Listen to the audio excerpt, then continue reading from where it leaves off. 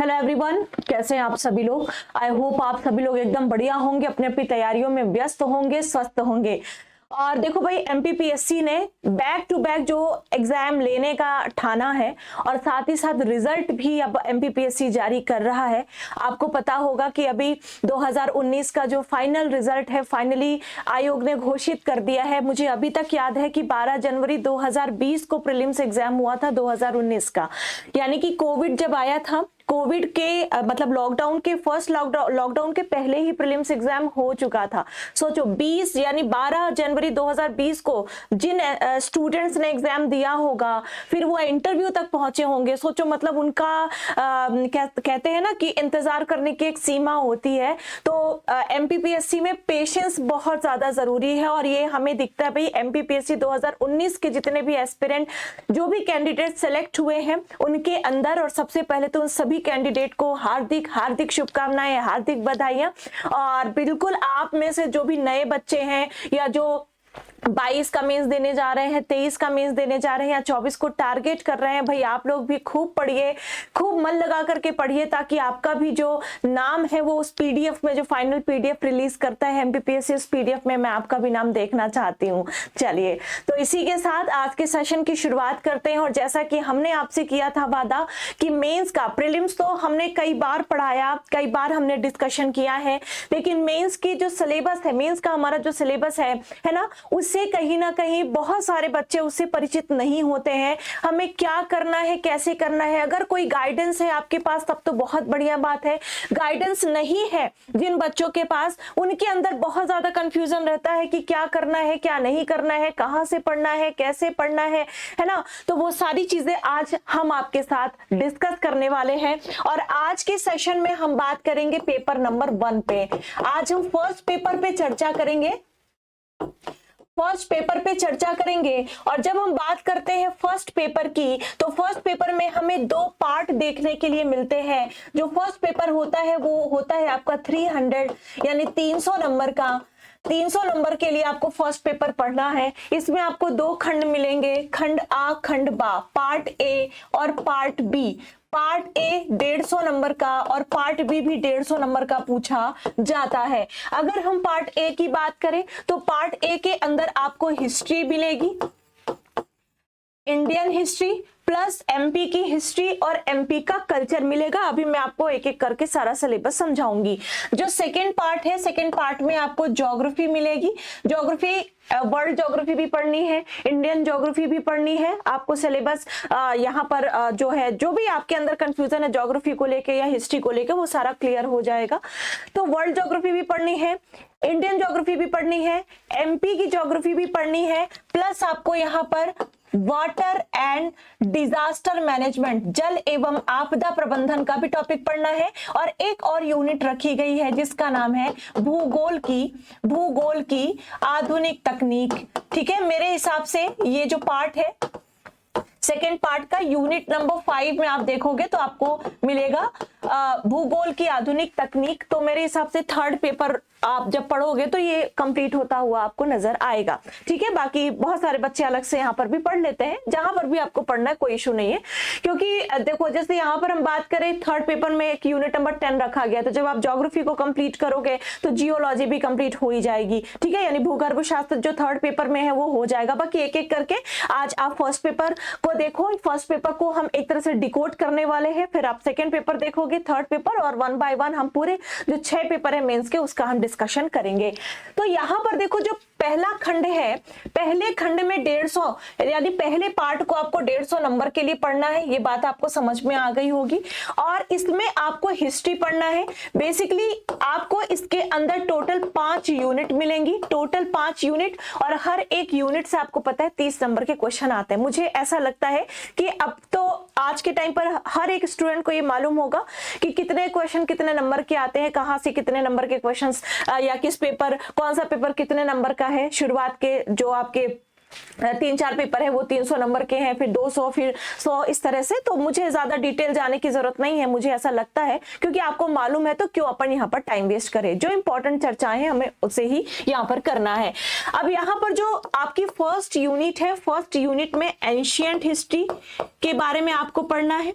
जो second unit है ना, पेपर फर्स्ट पार्ट ए की जो सेकेंड यूनिट है, यहाँ पर आपको मध्यकालीन भारत पढ़ना है, ठीक है, मिडाइवल हिस्ट्री पढ़ना है। जो थर्ड यूनिट है वहां पर आपको मॉडर्न हिस्ट्री पढ़ना है, इंडियन हिस्ट्री पढ़ना है, वर्ल्ड हिस्ट्री अब आपको नहीं पढ़ना है यहाँ पे, ठीक है। जो यूनिट नंबर 4 है वहां पर आपको एमपी का, बेसिकली एमपी की हिस्ट्री और एमपी का कल्चर पढ़ना है। और जो फिफ्थ यूनिट है वो भी है एमपी से रिलेटेड, जहां पर आपको कुछ प्रमुख एमपी की कुछ प्रमुख क्या पढ़नी है, रियासतें पढ़नी है, ठीक है। और यहां पर देखा जाए तो कुल मिला के यहाँ पर हिस्ट्री है, एमपी है, एमपी में भी कल्चर है एमपी का, और एमपी की जो है हिस्ट्री है, ठीक है। तो सबसे पहले तो हम इसकी चर्चा कर ले। उसके बाद जब हम आएंगे पार्ट बी में, पार्ट बी में भी आपको टोटल 5 यूनिट मिलेंगी। 5 यूनिट में जो पहली यूनिट है वो वर्ल्ड ज्योग्राफी की है, वर्ल्ड ज्योग्राफी की है। जो सेकेंड यूनिट है वो है आपकी इंडियन ज्योग्राफी की, इंडियन ज्योग्राफी की। जो थर्ड यूनिट है वो है एमपी ज्योग्राफी की। जो फोर्थ यूनिट है वो है, मैंने आपको बताया, जो जल एवं आपदा प्रबंधन है, वाटर एंड डिजास्टर मैनेजमेंट, जल एवं आपदा प्रबंधन की यूनिट है। और जो फिफ्थ यूनिट है वो है भूगोल की आधुनिक तकनीक, भूगोल की आधुनिक तकनीकी। कुल मिलाकर के अगर हम सिर्फ अगर एमपी को देखें तो यहाँ पर आप देखोगे तो 2 यूनिट एमपी की है ना। यहाँ पर आपको फर्स्ट पार्ट में 2 यूनिट एमपी की पढ़नी पड़ेंगी, सेकेंड पार्ट में जो थर्ड यूनिट है वो है एमपी की। बाकी देखो सिलेक्शन लेना है तो यहाँ पर हिस्ट्री, ज्योग्राफी, पॉलिटी, इकोनॉमी सब कुछ आपको पढ़ना पड़ेगा, ये तो आपको मालूम है। अब एक एक करके हम सबसे पहले शुरुआत करेंगे पार्ट ए से। पार्ट ए में जिसके अंतर्गत मैंने आपको बताया, जो पहली यूनिट आपके सामने दिख भी रही है स्क्रीन पर, मैं आपको सिलेबस, ये मैंने जो एमपीपीएससी का सिलेबस है ना वही रखा है। तो अब चलो एक एक करके चर्चा करते हैं। तो मैंने आपको बता दिया, आई होप आपको समझ में आ गया होगा। जो पेपर फर्स्ट है इस सेशन में हम उसकी चर्चा करेंगे।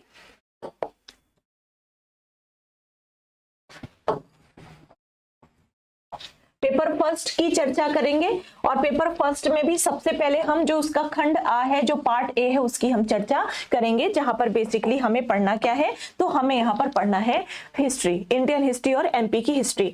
अब देखो मेंस को पढ़ने का जो तरीका है, अभी तक आप प्रीलिम्स पढ़ते आ रहे हो, बहुत सारे बच्चे, कुछ बच्चे वनडे को फोकस करते हैं, बाद में उनका रुझान एमपीपीएससी की ओर आता है और उन्हें लगता है कि नहीं अब एमपीपीएससी करना चाहिए। तो भाई प्री तक तो ठीक बात है, लेकिन असली खेल तो मेंस में होता है, आपको पता है। और भाई प्रीलिम्स, बहुत सारे लोग ऐसा सोचते हैं कि हमने प्रीलिम्स में जो पढ़ा है वो मेंस में काम नहीं आएगा, है ना। या कुछ लोग सोचते हैं नहीं हमने प्रीलिम्स में तो खूब पढ़ा है, हमारा मेंस भी निकल जाएगा। दोनों बहुत अलग चीजें होती हैं। अगर आपने प्रीलिम्स पढ़ा है यानी कि मेरे हिसाब से खूब फैक्ट याद किए हैं, खूब फैक्ट याद किए हैं, ठीक है। तो मैं ये बिल्कुल नहीं कहूंगी कि ये फैक्ट आपके मेंस में काम नहीं आएंगे। बेशक एमपीपीएससी मेंस भी फैक्ट की ही डिमांड करता है ना। लेकिन कुछ लोग ये सोचते हैं कि भाई बहुत सारे फैक्ट हमको याद है तो हमारा मेंस में सिलेक्शन भी हो जाएगा, तो ऐसा भी बिल्कुल नहीं है। कुल मिला के प्रीलिम्स में आपने जो फैक्ट पढ़े हैं सिर्फ उससे काम नहीं चलेगा, उसके अलावा भी आपको अपने पढ़ने का जो तरीका है, जो नजरिया है, वो बदलना पड़ेगा। और एक बात बिल्कुल सत्य है कि जो ये फैक्ट आपने पढ़े वो बहुत काम आने वाले हैं आपके मेंस में, ठीक है। तो जब भी आप प्रीलिम्स पढ़ें, हालांकि मेरा मानना है कि प्रीलिम्स और मेंस की साथ ही तैयारी करो, और अलग से ये हेडक नहीं पालना कि मेंस पढ़ो कि प्री पढ़ो। आप अगर शुरुआत के 3 पेपर पढ़ लेते हो मेंस के, मेरे हिसाब से तो आपकी प्रीलिम्स की काफी हद तक 65-70% तैयारी वहीं पर हो जाती है। तो प्रीलिम्स और मेंस के साथ में तैयारी करनी चाहिए। बट कुछ बच्चे 2023 में मेंस लिखने वाले हैं, है ना, उनने मेंस कभी पढ़ा ही नहीं है, प्रीलिम्स निकल रहा है। कैसे निकल रहा है? क्योंकि उन्होंने खूब सारे फैक्ट पढ़े हैं। तो भाई ये जो फैक्ट आपने पढ़े हैं इसका इस्तेमाल आपको बेशक मेंस में करना है, क्योंकि मेंस में स्पेशली जो 3 मार्कर के क्वेश्चन है, 5 मार्कर के क्वेश्चन है, वहां पर जब आप फैक्ट डालोगे ना तो एक अलग ही आपके उत्तर में जो निखार है ना वो अलग ही आएगा, ठीक है। तो यहाँ पर फैक्ट भी इंपॉर्टेंट है, और प्लस फैक्ट के इतर आपको अपने पढ़ने का जो तरीका है, पढ़ने का जो नजरिया है वो थोड़ा बदलना पड़ेगा, है ना। पढ़ने के साथ साथ लिखने पर फोकस करना पड़ेगा, क्योंकि हमें तो यहाँ पर ऑब्जेक्टिव क्वेश्चन सॉल्व करने थे प्रीलिम्स में, बट मेंस में आके हमें तो आंसर राइटिंग करनी पड़ेगी, आंसर लिखना पड़ेगा, जैसे आप स्कूल टाइम पर करते थे ना, क्वेश्चन लिखा है आपको आंसर लिखना है। और कॉलेज में तो मैं नहीं बोलूंगी, कॉलेज में तो बहुत सारे बच्चे एक रात पहले पढ़ के जाते हैं और बस कॉपी भरने वाली बात है। मेंस में ये सब कुछ नहीं चलेगा, ठीक है। और इसके लिए हमें क्या करना है, इसके लिए सबसे पहले हमें सिलेबस को समझना पड़ेगा। अगर हम सिलेबस के बारे में ज्यादा नहीं जानते हैं तो सिलेबस को हमें बेहतर तरीके से समझने की जरूरत है कि आखिर सिलेबस हमसे डिमांड क्या कर रहा है, एमपीपीएससी मेंस में किस प्रकार के, किस नेचर के, किस प्रकृति के क्वेश्चंस पूछे जाएंगे। शुरुआत करेंगे हम paper number first part A history से, है ना। ये है हिस्ट्री की फर्स्ट यूनिट, इकाई 1। और मैंने आपको बताया जो इकाई 1 है वो पूरी की पूरी किस पर बेस्ड है, एंशिएंट हिस्ट्री पर बेस्ड है, यानी कि प्राचीन भारत पर क्या है, ये बेस्ड है। प्राचीन भारत का आपको क्या पढ़ना है, इतिहास पढ़ना है। अब आप ध्यान से इसके अंदर पढ़ो क्या लिखा हुआ है। भारत का राजनीतिक, आर्थिक, सामाजिक, सांस्कृतिक इतिहास ये अलग कर दो, ठीक है। कब से कब तक, हड़प्पा से 10वीं शताब्दी तक, यानी हिस्ट्री आपको कहां से शुरू करनी है, हड़प्पा काल से आपको इतिहास की शुरुआत करनी है। और कब तक पढ़ना है फर्स्ट यूनिट में, तो 10वीं शताब्दी तक का जो इतिहास है वो आपको पढ़ना है, यानी पूरी एंशिएंट हिस्ट्री आपको पढ़नी है। लेकिन उसमें बेसिकली क्या पढ़ना है, तो ध्यान से देखो, हड़प्पा से लेकर के 10वीं शताब्दी तक, चाहे वो हड़प्पा सभ्यता की बात हो, ठीक है, चाहे वो वैदिक सभ्यता की बात हो, मौर्य काल की बात हो, गुप्त काल की बात हो, शुंग काल की बात हो, ठीक है, हर्षवर्धन काल के काल की बात हो, इन सभी टाइम पीरियड के अंदर बेसिकली आपको किस पर फोकस करना है, उस टाइम पर वहां का जो राजनीतिक जो परिदृश्य रहा होगा, जो राजनीतिक जो है स्थिति रही होगी, जो आर्थिक स्थिति रही होगी, उस पर आपको यहां पर ध्यान से पढ़ना है, सामाजिक स्थिति को ध्यान से पढ़ना है और सांस्कृतिक स्थिति को ध्यान से पढ़ना है। जैसे आप प्रीलिम्स में क्या पढ़ते हो, हड़प्पा सभ्यता के कौन कौन से स्थल है, कहां कहां पर मिले हैं। अगर मैं आपको बोलूं राखी गढ़ी कहां से इसकी खोज की गई है, ठीक है, और कौन कौन से कुछ साक्ष्य मिले हैं, कैसी लिपि है, यही सब प्रीलिम्स में पढ़ते हो, फैक्ट पढ़ते हो। लेकिन ये फैक्ट तो पढ़ना ही है मेंस में, उसके अलावा अब आपको क्या पढ़ना है, हड़प्पा का राजनीतिक इतिहास या हड़प्पा कालीन राजनीतिक स्थिति क्या थी। समझ रहे हो, राजा होता था कि नहीं होता था, मंत्री परिषद होती थी कि नहीं होती थी, अगर होती थी तो कैसी थी, है ना। आपने सुना होगा, क्वेश्चन देखे होंगे, रत्निन के बारे में पूछ लिया जाता है। मराठा साम्राज्य की बात करें तो कई बार पूछा जा चुका है, अष्टप्रधान के बारे में। तो ये सब चीजें राजनीतिक स्थिति में ही आएंगी। जब हम रत्निन की बात करेंगे तो जब आप वैदिक पीरियड पढ़ोगे तो आपको रत्निन के बारे में पढ़ने के लिए मिलेगा। वैदिक कालीन राजनीतिक व्यवस्था कैसी थी, ये सब 5 मार्कर के 11 मार्कर के क्वेश्चन बनते हैं। आर्थिक स्थिति कैसी थी, यानी उस काल के लोग जीवन यापन के लिए किस पर निर्भर थे, कृषि करते थे कि नहीं करते थे, करते थे तो कौन कौन सी फसलों को उगाते थे, किस पर निर्भर थे, उनका जीवन यापन जो है पशुपालन करते थे कि नहीं करते थे, उद्योग धंधे होते थे कि नहीं होते थे। समझ में आ रहा है। तो ये सारी चीजें किसके अंदर आ जाएंगी, आर्थिक स्थिति के अंदर आ जाएंगी। फिर जब हम बात करेंगे सामाजिक स्थिति की, मैं सिर्फ हड़प्पा का एक एग्जाम्पल ले रही हूँ आपको, हर एक टाइम पीरियड में हड़प्पा से 10वीं शताब्दी तक, समझ रहे हो ना। हड़प्पा हो गया, वैदिक पीरियड हो गया, बौद्ध धर्म करना है, जैन धर्म करना है, इसके अलावा मौर्य काल पढ़ना है, हर्यक से शुरू करना, जो इंपॉर्टेंट शासक हुए हैं उनके बारे में बहुत अच्छे से पढ़ना है, ठीक है। हर्यक से शुरू करना, शिशुनाग के बारे में भी पढ़ लेना, 3 मार्कर में पूछा जा सकता है। फिर उसके बाद आपको क्या पढ़ना है, फिर आपको नंद वंश थोड़ा बहुत पढ़ लेना, मौर्य वंश को बहुत ज्यादा डिटेल से पढ़ना, स्पेशली सम्राट अशोक के बारे में आपको पढ़ना है। समझ में आ रहा है ना। शुंग वंश पढ़ना है, कण्व वंश पढ़ना है। फिर आप एंटर करोगे गुप्त काल में, तो पूरा का पूरा एक जो प्राचीन इतिहास है ना वो आपको कंप्लीट करना है। समझ में आ रही है ना बात। फिर जैसे आप हड़प्पा कालीन स्थल पढ़ते हो, कौन से स्थल कहां से मिले, किसने खोज की, आप इतना तो पढ़ते हो ना, किस नदी के किनारे स्थित है वो स्थल। अब आपको मेंस के लिए थोड़ा सा अपना एक्स्ट्रा एफर्ट लगाना पड़ेगा, चीजों को बिल्कुल अपने दिमाग में फिक्स कर लेना। मैंने शायद कल के ही लेक्चर में आपको बताया था कि उस टाइम पर सिर्फ हमारा हाथ चलता है, और हमारा हाथ अच्छी चीजों को तभी प्रेजेंट करेगा जब हमने खूब ज्यादा प्रैक्टिस कर रखी हो। अब जैसे हड़प्पा कालीन स्थल में आपको बोलूं राखी गढ़ी, 3 मार्कर में लिखो।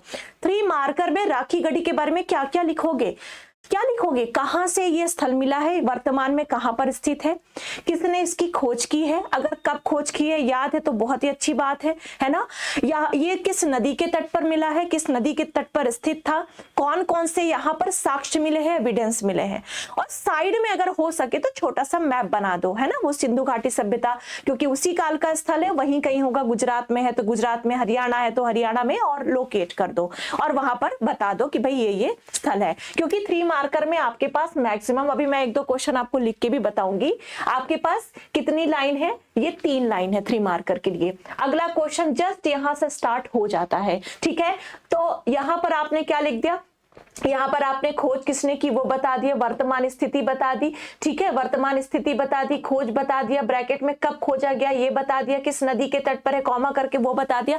जितने ज्यादा फैक्ट हो सके 3 मार्कर में हमें उतने ज्यादा फैक्ट रखने हैं। तो जो आपने प्रीलिम्स में, मेरा कहने का मतलब ये है कि प्रीलिम्स में आपने जो फैक्ट पढ़े उसका भी आपको यहाँ पर, है ना, इस्तेमाल करना है। और इसके अलावा आपको क्या करना है, तो ध्यान से सिलेबस को देखो, समझ में आ जाएगा कि क्या करना है आपको। हर काल का राजनीतिक, आर्थिक, सामाजिक, अब मैंने बताया सामाजिक जीवन अगर पूछ लिया जाए, मान लो हड़प्पा कालीन सामाजिक स्थिति बताइए तो कैसा था समाज, पितृ सत्तात्मक था या मातृ सत्तात्मक था, लोग कैसे रहते थे, एकल परिवार की प्रथा थी, है ना, या कुटुंब जैसी कोई यहाँ पर प्रथा थी, स्थिति थी, तो ये सारी चीजें आपको इसमें बतानी होगी। सांस्कृतिक जीवन कैसा था भाई, आपको पता है कि हमारे भारत की संस्कृति काफी प्राचीन है, ठीक है, तो सांस्कृतिक महत्व के अंतर्गत बहुत सारे आप पॉइंट्स वहां पर भी लिख सकते हो। तो आपको एंशिएंट हिस्ट्री किस तरह से करनी है, फैक्ट आपने जो पढ़े वो, और प्लस ये सारे टॉपिक आपको हर एक काल में याद कर लेना है, ठीक है। गुप्तकालीन सामाजिक स्थिति, गुप्तकालीन आर्थिक स्थिति, भाई गुप्त काल को स्वर्ण काल कहा जाता है, क्यों कहा जाता है, ये तो कई बार रिपीट हो चुका है मेरे हिसाब से मेंस में, ठीक है। तो इस तरह से आपको अपने फर्स्ट यूनिट को कंप्लीट करना है। अब मैडम करना कहां से है, तो भाई अगर आपने एमपी एग्जाम वाला का कोर्स लिया है तो आपको कोई अदर बुक या सोर्स लेने की जरूरत है ही नहीं। लेकिन अगर नहीं लिया है, कुछ बच्चे ऐसे भी होंगे जो कि बिल्कुल सेल्फ तैयारी करना चाहते हैं, तो वो किसी भी बुक को प्रेफर करें या किसी भी नोट्स को, मार्केट में कई सारे नोट्स, लेकिन अच्छे नोट्स का चुनाव करें। यहाँ पर मैं किसी एक नोट्स की बात नहीं करूंगी, लेकिन अच्छे बेहतर नोट्स का आप यहाँ पर चुनाव करेंगे, इजीली हो जाएगा। बाकी किसी भी अच्छी बुक को आप यहाँ पर प्रेफर करेंगे, आपका ये पार्ट आराम से हो जाएगा। एंशिएंट के लिए या हिस्ट्री के लिए जो भी बुक अच्छी पढ़ते हैं, है ना, बस बशर्ते वहां पर पढ़ के चीजों को कलेक्ट कर करके और नोट्स में उसे क्या करना है, हमें मेंशन करते जाना है, मींस लिखते जाना है, ताकि जब आप एग्जाम देने के लिए जाओ उस टाइम पर रिवीजन करना हो तो फिर पूरी बुक ना खोलनी पड़े, इसीलिए हम नोट्स बनाते हैं, ठीक है। तो ये फर्स्ट यूनिट की बात हो गई। अब ठीक इसी प्रकार से जब हम सेकेंड यूनिट में आएंगे, इसमें भी हमें 11वीं से 18वीं शताब्दी तक भारत का राजनीतिक, आर्थिक, सामाजिक एवं सांस्कृतिक इतिहास, यहाँ पर भी हमें किन किन पहलुओं पर नजर रखना। एक तो फैक्ट जो है वो तो हमें डालने ही डालने हैं, स्पेशली 3 मार्कर में। यहाँ पर बेसिकली हमें राजनीतिक, जो यहाँ पर हमने देखा, राजनीतिक, आर्थिक, सामाजिक और सांस्कृतिक इतिहास पर हमें यहाँ पर वापस से नजर डालनी है। और हम यहाँ पर शुरुआत 11वीं से 18वीं शताब्दी तक, यानी कि यहाँ पर एंशिएंट हिस्ट्री खत्म, और सेकेंड यूनिट में आपसे मध्यकालीन भारत से जुड़े हुए क्वेश्चंस पूछे जाएंगे, फिर चाहे वो अरबों से जुड़े हुए हो, दिल्ली सल्तनत से जुड़े हुए हो, मुगलों से जुड़े हुए हो, है ना, मुगलों जैसे अकबर कालीन जो आर्थिक स्थिति थी या सामाजिक स्थिति थी, राजनीतिक स्थिति थी, अकबर के काल में बहुत सारी अकबर की जैसे राजपूत नीति है ना, दीन इलाही, ये सब आपको कंप्लीट कर लेना है। और जब भी आप किसी डायनेस्टी को पढ़ो, जैसे आप मान लो दिल्ली सल्तनत पढ़ रहे हो, दिल्ली सल्तनत के अंदर आप पढ़ रहे हो खिलजी डायनेस्टी, खिलजी वंश का सबसे महत्वपूर्ण शासक, सबसे महान शासक कौन हुआ, अलाउद्दीन खिलजी। अलाउद्दीन खिलजी के विषय में बिल्कुल बेहतर तरीके से पढ़ लीजिएगा, अच्छे से नोट्स बना लीजिएगा। उसी तरह से जब हम जाएंगे मान लो मुगल में, मुगलों में हुमायूं भी इंपॉर्टेंट है, अकबर तो बहुत ही ज्यादा इंपॉर्टेंट है, जहांगीर, शाहजहां, ठीक है, इन सब के बारे में पढ़ना है। कहने का मतलब समझ रहे हो ना। जब हम आएंगे बात करेंगे तुगलक वंश की, तो तुगलक में सबसे महान शासक कौन हुआ? फिरोज शाह तुगलक। उसके बारे में आपको अलग से पूरा तैयारी कर लेनी है। तो पूरा मध्यकालीन भारत आपको पढ़ना है, लेकिन फैक्ट के साथ साथ आपको क्या तैयार करना है? उस काल की राजनीतिक स्थिति, आर्थिक स्थिति, सामाजिक स्थिति और सांस्कृतिक स्थिति। ये जैसे मैं आप अलाउद्दीन खिलजी की बात करूं, उस काल में अलाउद्दीन खिलजी के टाइम पर अलाउद्दीन खिलजी ने बहुत सारे सुधार कार्य करवाए थे, जैसे जो उसकी बाजार व्यवस्था थी, ये सब आर्थिक नीति के अंतर्गत आएगा। तो अलग अलग से इन सारे टॉपिक्स को उठा उठा के और तैयार कर लीजिएगा, ठीक है। इस तरह से सेकेंड यूनिट आपकी हो जाएगी तैयार, है ना। ये वही बात है 11वीं से 18वीं शताब्दी, उसके बाद मुगलों के बारे में बता दिया गया है, यानी पूरी आपको मध्यकालीन स्थिति पढ़नी है, ठीक है। मध्यकालीन इतिहास आपको पढ़ना है, मुगल काल और उनका प्रशासन, जो मैंने आपको बताया अकबर का जो राजपूत नीति लेकर के आया, अलग अलग जो मुगल शासक थे, है ना, उनके टाइम पर अलग अलग जो है कार्य किए गए, मिश्रित संस्कृति का अभ्युदय, है ना। अब इसके लिए आपको क्या करना, अब यहां तक देखो मध्यकालीन भारत है ना। अभी जो तीसरा पॉइंट है ना, ये आधुनिक स्टार्ट हो गया यहाँ पे। इसके लिए भी आप कोई भी बुक पढ़ते हो या कोई भी नोट्स, बेहतर जो नोट्स है वो पढ़ते हो, तो हो जाएगा आपका, इजीली हो जाएगा। बशर्ते करना क्या है वो मैंने आपको बता दिया। फिर आ जाओ, बात करते हैं अगले पॉइंट पर, ब्रिटिश शासन का भारतीय अर्थव्यवस्था एवं समाज पर क्या प्रभाव पड़ा। और यहाँ पर शुरुआत हो गई है मॉडर्न हिस्ट्री की, यानी कि आधुनिक भारत की, ठीक है। तो भाई ब्रिटिश शासन का भारतीय अर्थव्यवस्था और समाज पर क्या प्रभाव पड़ा। भाई ब्रिटिश शासन ने सबसे पहले तो एंट्री करी, है ना, किन किन यूरोपीय कंपनियों ने एंट्री करी, ये सारा मतलब कुल मिलाकर के पूरा इतिहास आपको यहाँ पर पढ़ना है ना। यहाँ पर कई बार ना ये देख के, सिलेबस देख के बच्चे कंफ्यूज हो जाते हैं, इसमें क्या पढ़ना है, क्या छोड़ना है, कौन सा काल पढ़ना है, 11वीं से 18वीं में क्या आएगा क्या नहीं आएगा। तो मैं आपको कह रही हूँ कि पूरा जो इतिहास है वो पढ़ लीजिएगा। फैक्ट के साथ साथ आपको ये जो कुछ बिंदु महत्वपूर्ण, ये जो अलग अलग डायमेंशंस हैं, अलग अलग आयामों में आपको इन चीजों को पढ़ना है। समझ में आ गई बात, ठीक है। चलो अब आगे बढ़ते हैं। तो यहां पर मैं क्या बोल रही थी, बता रही थी आपको कि किस तरह से अलग अलग यूरोपीय कंपनी ने अलग अलग समय पर भारत में प्रवेश किया, अंग्रेजों ने प्रवेश किया, कोठियां बनाई, है ना। फिर धीरे धीरे कर करके प्लासी का युद्ध, बक्सर का युद्ध, बंगाल बिहार पर जो है कब्जा करना, डलहौजी की हड़प नीति, फिर सहायक संधि का आना, ये सारी चीजें आपको यहाँ पर पढ़नी पड़ेंगी। उसका क्या इम्पैक्ट हुआ, क्या प्रभाव पड़ा, वो सब आपको नोट्स या बुक में अवेलेबल हो जाएगा। और हिस्ट्री तो मुझे ऐसा लगता है एक ऐसा विषय है कि इसका कंटेंट तो आपको कहीं से भी मिल जाएगा। कुछ ऐसे चुनिंदा सब्जेक्ट होते हैं जिनके कंटेंट में दिक्कत आती है, बट हिस्ट्री के कंटेंट के लिए कोई दिक्कत नहीं होनी चाहिए। चलो अब थर्ड यूनिट में आते हैं। तो जो फर्स्ट पेपर पार्ट ए की थर्ड यूनिट है, ये भी हिस्ट्री से ही रिलेटेड है और यहाँ पर भी आपको मॉडर्न हिस्ट्री ही पढ़नी है।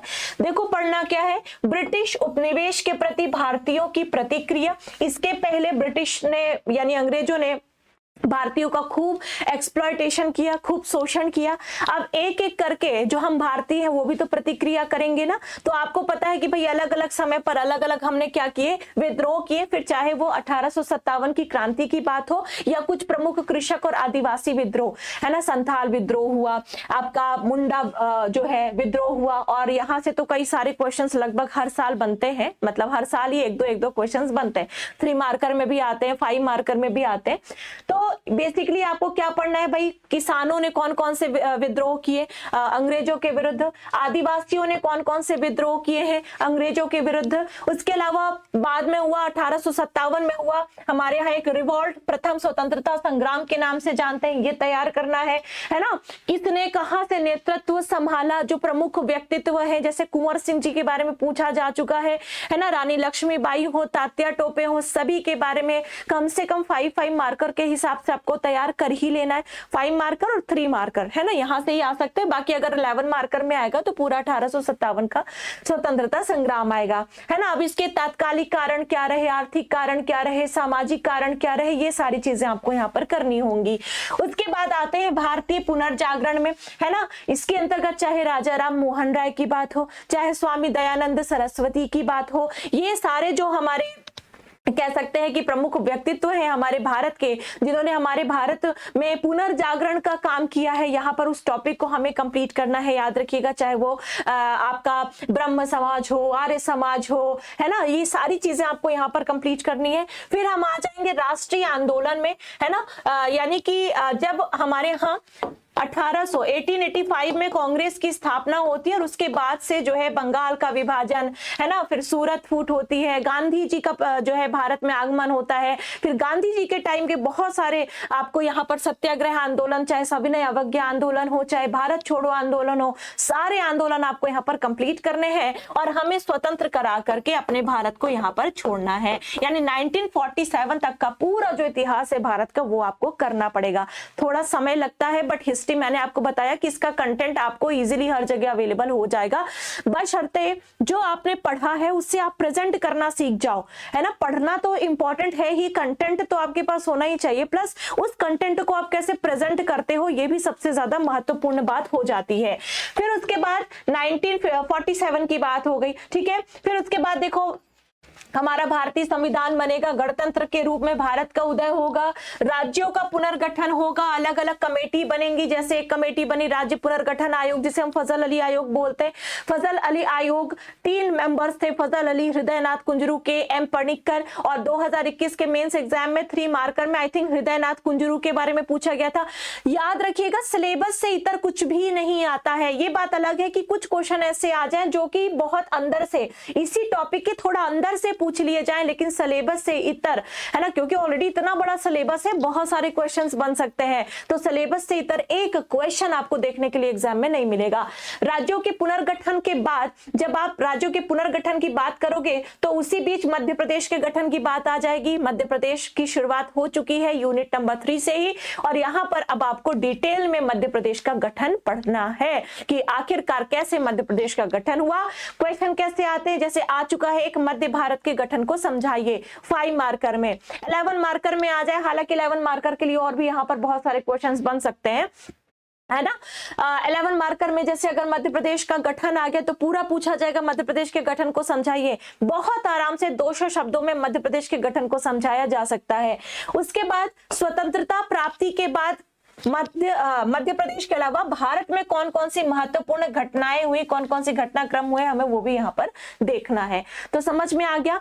मेरा कहने का मतलब है कि आपको पूरी हिस्ट्री पढ़नी है, चाहे वो प्राचीन हो, मध्यकालीन हो या आधुनिक भारत हो, और पढ़ने का लेकिन जो तरीका है, फैक्ट आप प्रीलिम्स के लिए आप दिमाग में नहीं ये फैक्ट होना चाहिए, नहीं, फैक्ट पर बिल्कुल ध्यान देना है, लेकिन जो तरीका है वो थोड़ा सा बदलना है, अलग अलग डायमेंशंस में अपने दिमाग में चीजों को रखना है ना। कि अगर पूछ लिया गया कि भाई हम बात करें अगर गुप्त काल की, है ना, कि गुप्त काल की सामाजिक स्थिति, हालांकि अब ये बहुत इजी क्वेश्चन माने जाते हैं और ऐसे क्वेश्चन अब धीरे धीरे कम पूछे जा रहे हैं, तो ये सारी चीजें जब ढंग से तैयार कर लोगे तो क्वेश्चन क्या पूछ रहा है उसका सटीक उत्तर लिखने के लिए आप तैयार हो जाओगे। और भाई लिखना तो पड़ेगा ही, जितना ज्यादा प्रैक्टिस करोगे। देखो आपने मान लो गुप्त काल तैयार कर लिया, गुप्त काल से आपने खुद से क्वेश्चन बना लिए, उन्हें सॉल्व किया, चेक करवाया, ठीक है कुछ कमियां थी उसका भी आपने सुधार कर लिया, है ना। आपने खूब लिखा, बहुत सारे टेस्ट आपने दिए, बहुत सारे क्वेश्चंस सॉल्व किए आपने, है ना।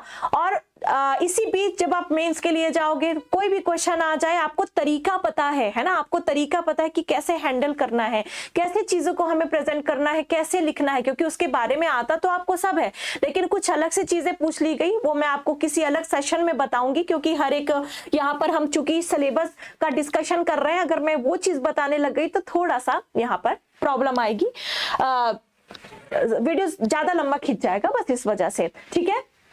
तो प्रैक्टिस पढ़ना है, प्रैक्टिस करना है, और किस तरीके से पढ़ना है वो भी मैंने आपको बता दिया है, लगभग बताने की मैंने कोशिश की है। 3rd यूनिट में आकर के पूरी आप इंडियन हिस्ट्री खत्म कर चुके होंगे।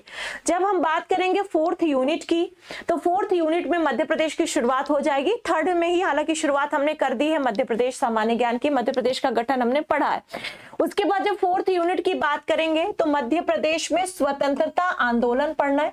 अब यहाँ पर स्वतंत्रता आंदोलन मध्य प्रदेश के वर्तमान मध्य प्रदेश के भौगोलिक संदर्भ में पढ़ना है। वर्तमान में स्वतंत्रता आंदोलन में अगर हम देखें, चाहे वो मध्य प्रदेश में 1857 के गदर की बात हो, चाहे सिवनी सत्याग्रह की बात हो, चाहे जलियांवाला बाग जैसा जो कांड हुआ मध्य प्रदेश में छतरपुर में उसकी बात हो, है ना, चाहे व्यक्तिगत सत्याग्रह की बात हो, ये सारी चीजें हमें इस वाले टॉपिक में कंप्लीट करनी है। वही जो आपने प्रीलिम्स में पढ़ा है ना, वही पढ़ना है। तरीका थोड़ा सा अलग होगा क्योंकि हमें वहां पर लिखना है आंसर, बस इतना समझ लो।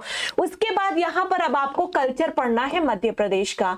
मध्य प्रदेश का कल्चर, लाइक मध्य प्रदेश में लोक नृत्य कौन कौन से हैं, जैसे मान लो आ गए काठी, 3 मार्कर में लिखो काठी के बारे में, है ना, तो क्या लिखोगे भाई, किस अंचल में काठी नृत्य किया जाता है ना, और इसकी जो विषय वस्तु क्या है, किस अवसर पर किया जाता है, कौन लोग करते हैं। तो कल्चर में बेसिकली आपको क्या पढ़ना है मालूम है, मध्य प्रदेश के लोक नृत्य पढ़ना है, लोक गायन पढ़ना है, लोक जो फेस्टिवल्स कुछ सेलिब्रेट किए जाते हैं मध्य प्रदेश में जो चित्र बनाए जाते हैं, मध्य प्रदेश में शिल्प कला, है ना, ये विभिन्न कला प्रारूपों में ना ये सारी चीजें आ जाएंगी। विभिन्न कला प्रारूपों में जो मैं आपको बता रही हूँ वो सारी चीजें आ जाएंगी। उसके बाद साहित्य के बारे में पढ़ना है, जैसे माखनलाल चतुर्वेदी जी हैं, उनका जैसे मान लो साहित्य है, ठीक है, उनका साहित्य है एक हिम तरंगिणी के बारे में तैयार कर लो, जो इंपॉर्टेंट साहित्य है, ठीक है। जैसे कर्मवीर, आई थिंक पूछा गया है, कर्मवीर जो है माखनलाल चतुर्वेदी जी से ही जुड़ा हुआ है, ठीक है, तो साहित्य कर लेना। कई बार मैंने साहित्य पढ़ाया भी है, बस आपको चीजों को सेम वही रखना। अब प्रीलिम्स में मतलब प्रीलिम्स के अलावा जब आप मेंस की बात करेंगे तो मेंस में अब उन साहित्यों में जो इंपॉर्टेंट है उन्हें छांट के 3 मार्कर 5 मार्कर जिसमें लगता है कि 5 मार्कर में पूछा जा सकता है, ये अंदाजा तभी लगा पाओगे जब प्रैक्टिस करोगे, जब पढ़ोगे, प्रैक्टिस करोगे, प्रीवियस क्वेश्चंस देखोगे, तो ये अंदाजा लगा पाओगे कौन सा क्वेश्चन 3 में, 5 में या 11 में आ सकता है।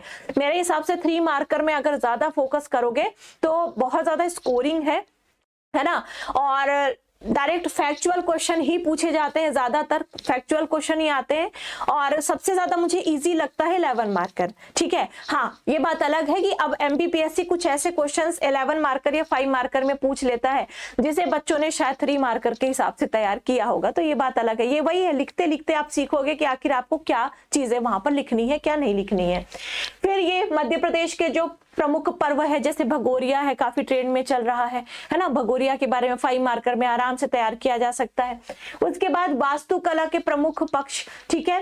फिर मध्य प्रदेश में जो वर्ल्ड हेरिटेज साइट्स है, विश्व धरोहर स्थल है, चाहे खजुराहो हो, सांची हो, भीमबेटका हो, उसके बारे में बेहतर तरीके से आपको यहाँ पर तैयार करना पड़ेगा, है ना। ट्राई करना कि 11 मार्कर में हो पाए तो वही तैयार कर लेना। मध्य प्रदेश में पर्यटन से जुड़े हुए, जैसे चित्रकूट से जुड़ा हुआ क्वेश्चन आ चुका है, अमरकंटक से जुड़ा हुआ क्वेश्चन आ चुका है, तो इस तरह से आपको यहाँ पर अपनी तैयारी करनी है। इस तरह से आपका यूनिट नंबर 4 आप कर लोगे इजीली। फिर जो भी आपको कंफ्यूजन हो ना, कमेंट कर देना जो भी आपको लग रहा हो। फिर आएंगे यूनिट नंबर 5 में, और ये तो पूरी कहानी ही है, आपको कहानी ही पढ़ना है। गोंडवाना डायनेस्टी उठाओ, उसकी पूरी कहानी तैयार कर लो एक बार, ठीक है, बड़ा मजा आएगा आपको पूरा इतिहास पढ़ने में। फिर जो सबसे इंपॉर्टेंट शासक हैं, जैसे संग्राम शाह हो गए हैं, दलपत शाह हो गए हैं, ठीक है, आपकी रानी दुर्गावती हो गई है, इनके बारे में आपको थोड़ा थोड़ा डिटेल तैयार कर लेना है, चाहे वो स्थापत्य की बात हो, चाहे उस दौरान राजनीतिक स्थिति की बात हो, सामाजिक स्थिति की बात हो। समझ में आ गया। फिर आप बुंदेली डायनेस्टी में आओगे, इसी तरह से आपको बुंदेली डायनेस्टी भी कंप्लीट करनी है। ये इतना टफ नहीं है, बशर्ते मन लगा करके एक बार पढ़ लेना, है ना, हो जाएंगे। और 3 मार्कर में तो यहाँ से क्वेश्चंस जो है मतलब बहुत अच्छे क्वेश्चन आते हैं, सटीक मतलब एक नाम दे दिया जाएगा और आपको उनके बारे में 3 मार्कर या 5 मार्कर में लिखना रहेगा, तो तैयार कर लेना। उसी तरह से Bagheli dynasty, Holkar dynasty, Scindia dynasty, है ना, भोपाल रियासत, प्रारंभ से सबके बारे में, प्रारंभ से स्वतंत्रता प्राप्ति तक, यानी जब से उनकी स्थापना हुई होगी। जैसे भोपाल रियासत की बात करें तो दोस्त मोहम्मद खान से लेकर के 1947 में हमीदुल्ला साहब तक का जो पूरा एक इतिहास रहा है वो आपको यहाँ पर तैयार करना है। इसमें भी अलग अलग डायमेंशंस में आपको रेडी रखना है चीजों को, ठीक है। ये हो गई आपकी यूनिट नंबर 5 भी कंप्लीट। और पेपर नंबर 1 का जो पहला पार्ट है, पार्ट ए, वो भी मैंने आपको बता दिया, वो मैंने आपको लगभग पूरा बता दिया कैसे करना है। अब एमपी की बात करोगे तो एमपी में भी मुझे ऐसा लगता है कि बहुत सारे सोर्स अवेलेबल हैं हमारे पास आज के टाइम पर, चाहे वो इंटरनेट में हो चाहे वो मार्केट में हार्ड कॉपी में अगर हम देखें तो बहुत सारे सोर्स है। बाकी अगर एमपी एग्जाम वाला में आप आओगे तो एमपी जी के तो मैं ही आपको पढ़ाऊंगी, और प्रीलिम्स में बहुत सारे बच्चों ने लगभग इतना पढ़ लिया है कि वो मेंस के लिए भी लगभग तैयार है। अब बस मुझे उनको ये बताना है कि किस तरह से वो अपने आंसर को लिखेंगे। समझ में आ गई बात? तो और इसके अलावा अगर सेल्फ स्टडी कर रहे हो तो इंटरनेट में या कोई अच्छी बुक ले लो या कोई भी नोट्स ले लो और वहां से आपका ये इजीली हो जाएगा। मुझे नहीं लगता कोई ऐसा टॉपिक है जो कि आपको ना मिले, सारे टॉपिक यहाँ पर मिल जाते हैं। तो ये फर्स्ट पार्ट की बात कर ली, अब आ जाओ सेकेंड पार्ट की बात करते हैं। सेकेंड पार्ट में मैंने आपको बताया है ज्योग्राफी, ठीक है, और ज्योग्राफी के अंदर भी यहाँ पर आपको फर्स्ट यूनिट में वर्ल्ड ज्योग्राफी मिलेगी, सेकेंड यूनिट में आपको इंडियन ज्योग्राफी मिलेगी और थर्ड यूनिट में आपको एमपी की ज्योग्राफी मिलेगी। अब यहाँ पर जो है वर्ल्ड ज्योग्राफी इंडियन ज्योग्राफी के विषय में आपको आपके साथ डिस्कस करेंगे अमन सर, और जो थर्ड यूनिट में एमपी ज्योग्राफी है इसका डिस्कशन करूंगी मैं।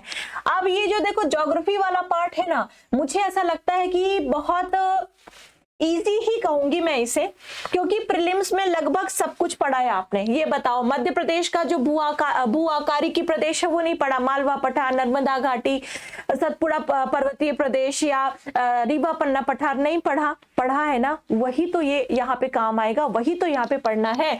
प्राकृतिक वनस्पति जलवायु मध्य प्रदेश का क्लाइमेट प्रीलिम्स में नहीं पढ़ा क्या? मध्य प्रदेश की वनस्पतियां मध्य प्रदेश में वन नहीं पढ़ा क्या? पढ़ा है ना, वही यहाँ पर काम आएगा, बशर्ते प्रेजेंट करना आना चाहिए। मृदा, चलो ये थोड़ा हो सकता है कि आपको लग रहा हो कि अलग, ये एक ऐसा टॉपिक है जिसको मैं कॉमन बोलूंगी। Indian history Indian geography, world geography, MP की ज्योग्राफी सब में हम ये पढ़ते हैं। उसके बाद खनिज एवं ऊर्जा संसाधन बिल्कुल प्रीलिम्स में पढ़ा है। खनिजों के बारे में नहीं पढ़ा क्या? हर साल प्रीलिम्स में क्वेश्चंस आते हैं।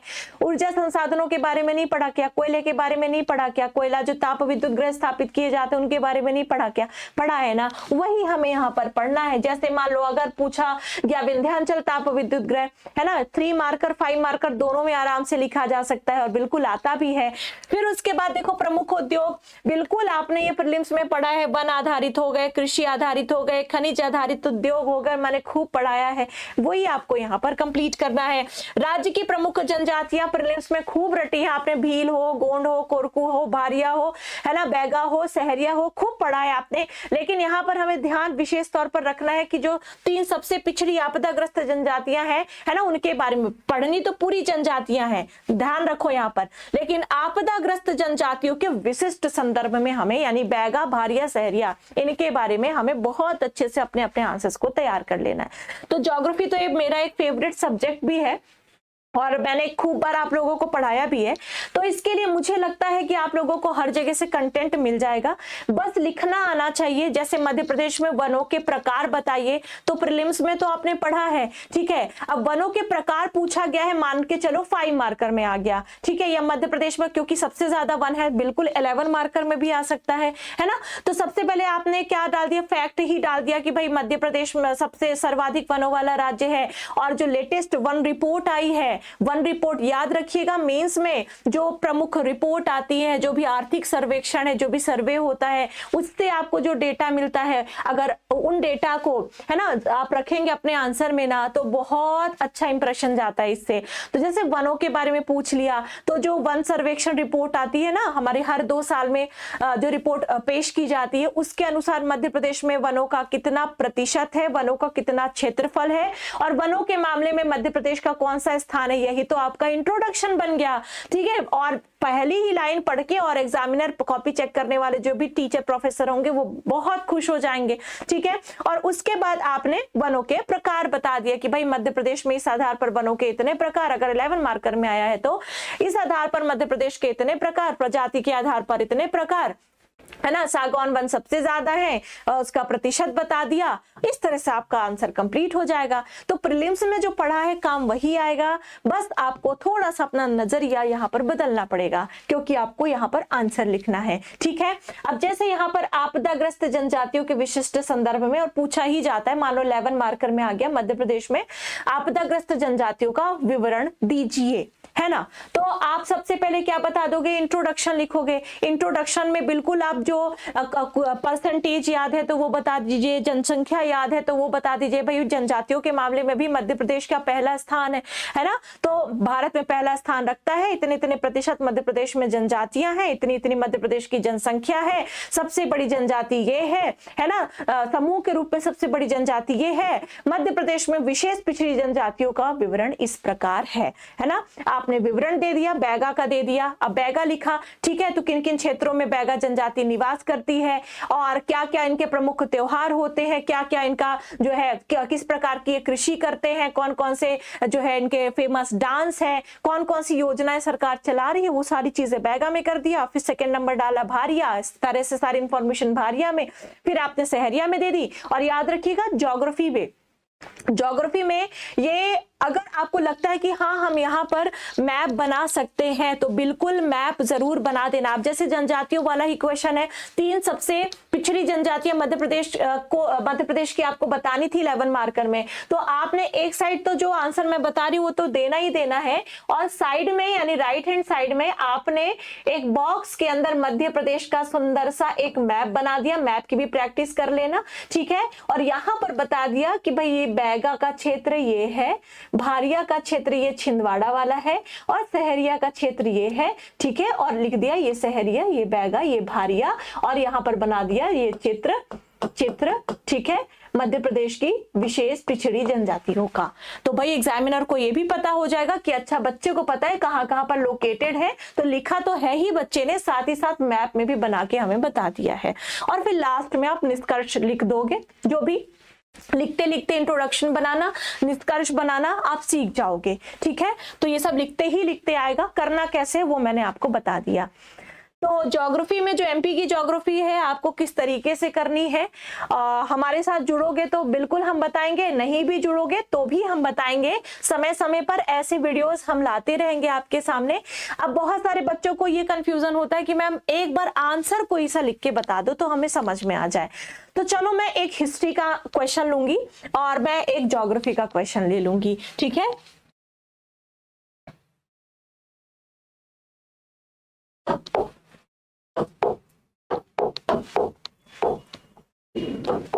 हिस्ट्री का एक क्वेश्चन ले लेती हूँ 3 मार्कर में। जैसे मान लो 3 मार्कर में आ गया एरण अभिलेख, एरण इंस्क्रिप्शन,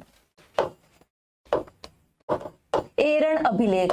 अब याद रखना कि आपके पास 3 मार्कर में ये क्वेश्चन लिखा है, क्वेश्चन आपको मिलेगा, क्वेश्चन लिखा हुआ है, जस्ट नीचे आपके पास छोटा सा स्पेस होगा, बस उसी के अंदर आपको अपना आंसर लिखना है ना। ये क्वेश्चन लिखा हुआ है, ये पहली लाइन हो गई, ये दूसरी लाइन हो गई, और ये तीसरी लाइन हो गई, और यहां पर ये अगला क्वेश्चन स्टार्ट हो गया है। ये मान के चलो ये अगला क्वेश्चन ABCD कुछ भी स्टार्ट हो गया है। अब एरण अभिलेख आपको लिखना है, इसके बारे में पता तो बहुत कुछ है ना, पता तो बहुत कुछ है, लेकिन 3 मार्कर में आखिरकार आप क्या क्या लिख दोगे, बताओ क्या क्या लिखोगे 3 मार्कर में, आपके हिसाब से क्या हो सकता है, कॉमेंट करो, है ना। 10 सेकंड का समय दे रही हूं, जल्दी से कमेंट करो कि 3 मार्कर में एरण अभिलेख अगर पूछा गया तो फिर आप क्या लिखोगे।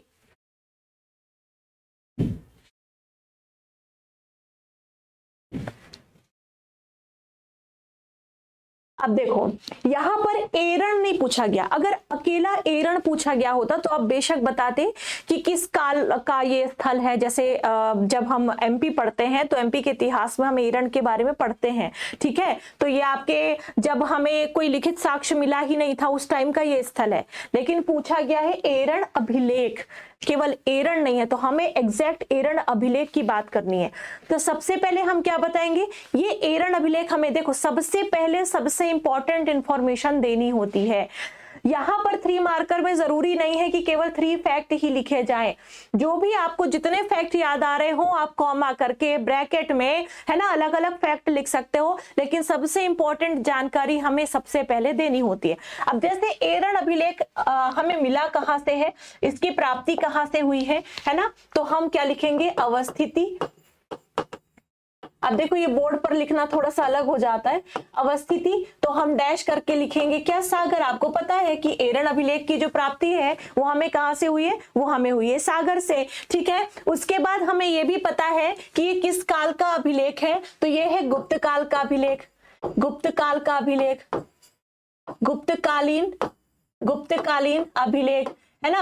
अब भाई अभिलेख है तो मतलब किसी ना किसी चीज की हमें जानकारी देता होगा, तो अब हम क्या लिख लेंगे यहाँ पर, जानकारी। तो किसकी जानकारी देता है ये, तो भारत में होने वाले हूण आक्रमण की जानकारी देता है, एवं सती प्रथा का पहला साक्ष्य, सती प्रथा का जो पहला एविडेंस है, सती प्रथा का जो पहला प्रथम साक्ष्य है, वो हमें कहां से मिलता है, एरन अभिलेख से मिलता है, ठीक है। किसका है ये एरन अभिलेख, अगर आपको मालूम है तो गुप्तकालीन अभिलेख और ब्रैकेट में आप लिख दें जो भी, कुमार गुप्त या जो भी, समझ में आ गई बात, भानुगुप्त का है एग्जैक्टली ये, समझ में आ गई बात।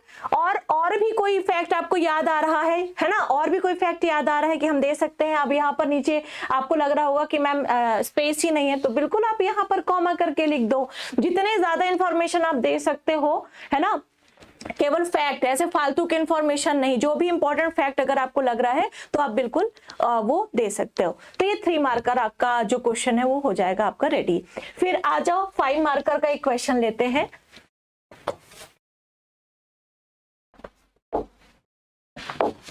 फाइव मार्कर का एक ज्योग्राफी का क्वेश्चन ले लेते हैं। मध्य प्रदेश में कोयला क्षेत्रों का वर्णन कीजिए। मध्य प्रदेश में कोयला क्षेत्रों का वर्णन कीजिए या विवरण दीजिए। 5 मार्कर में कई बार हमें लगता है तो हम इंट्रो देते भी हैं, कई बार हमें लगता है तो हम इंट्रो नहीं भी देते हैं। अगर आपको लगता है कि नहीं इतनी सारी इंफॉर्मेशन है तो इंट्रो नहीं भी दे सकते हो।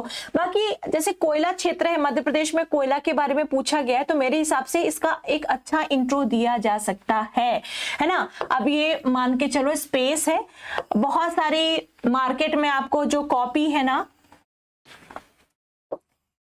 वो मिल जाएंगी प्रैक्टिस करने के लिए, तो आप ले आइएगा और उसी से प्रैक्टिस कीजिएगा तो ज्यादा बढ़िया होगा। अब यहाँ पर कोयला क्षेत्र पूछा गया है तो आप क्या इंट्रोडक्शन दे सकते हो, सटीक इंट्रोडक्शन देना।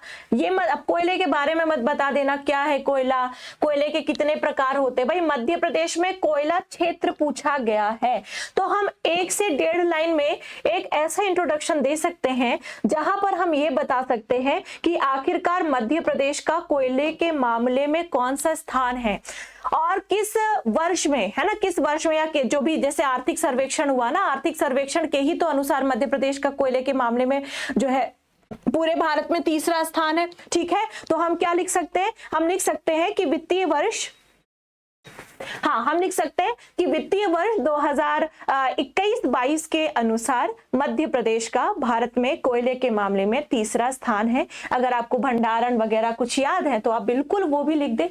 तो यहाँ पर आकर के आपका ये जो इंट्रोडक्शन है वो हो जाएगा खत्म, ठीक है। फिर उसके बाद मध्य प्रदेश के प्रमुख कोयला क्षेत्रों का विवरण इस प्रकार है, या मध्य प्रदेश के प्रमुख कोयला क्षेत्र इस प्रकार है, ठीक है, इस प्रकार है। अब आपको विवरण देना है और ज्योग्राफी का क्वेश्चन बिना मैप के आपको एंड नहीं करना है, इस बात का विशेष तौर पर ध्यान रखेंगे। अब साइड में पहले, राइट हैंड साइड में पहले आप एक सुंदर सा मैप बना करके और लोकेट कर दो कि मध्य प्रदेश में आखिरकार कोयला किन किन क्षेत्रों में पाया जाता है, ठीक है। ये तो चलो मैंने जल्दबाजी में बना दिया है, कोशिश करना अच्छा ही मैप बनाना, ठीक है। तो मध्य प्रदेश में प्रमुख 2 कोयला क्षेत्र हैं।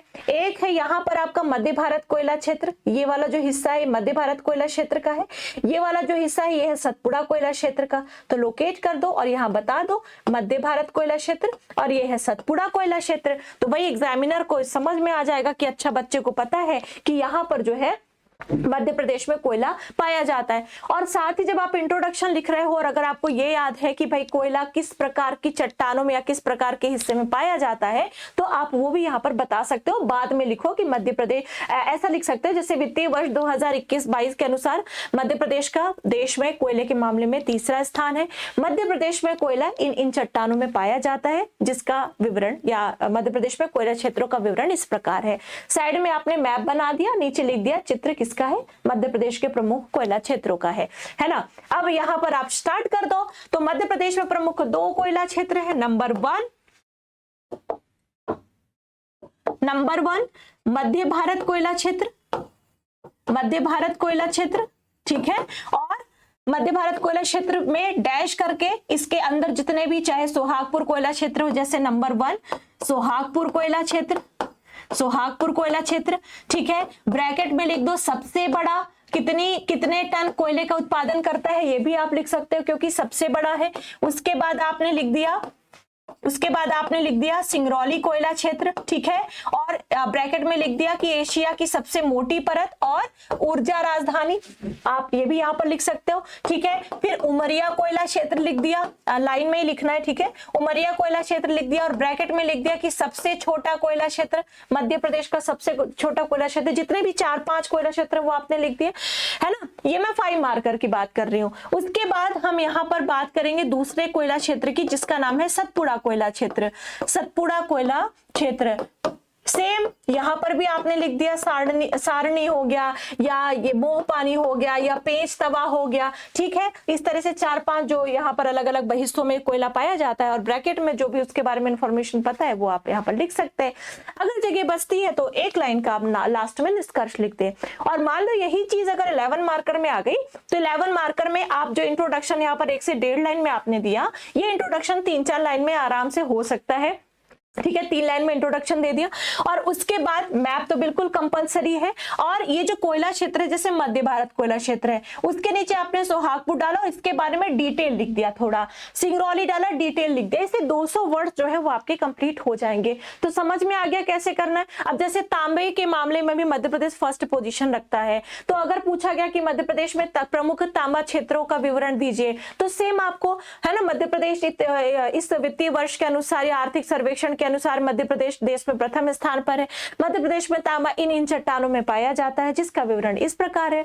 मैप बना दिया, ठीक है। यहाँ पर बालाघाट को प्रदर्शित कर दिया, ठीक है। बालाघाट और बालाघाट के अलावा जहां पर भी तांबे का उत्पादन किया जाता है, उन क्षेत्रों को लोकेट करके और बता दिया कि भाई ये प्रमुख तांबा क्षेत्र है। और जो प्रमुख क्षेत्र है, जैसे पहले बालाघाट किया, बालाघाट में मलाज खंड के बारे में बता दिया, अन्य जो क्षेत्र है उनके बारे में बता दिया।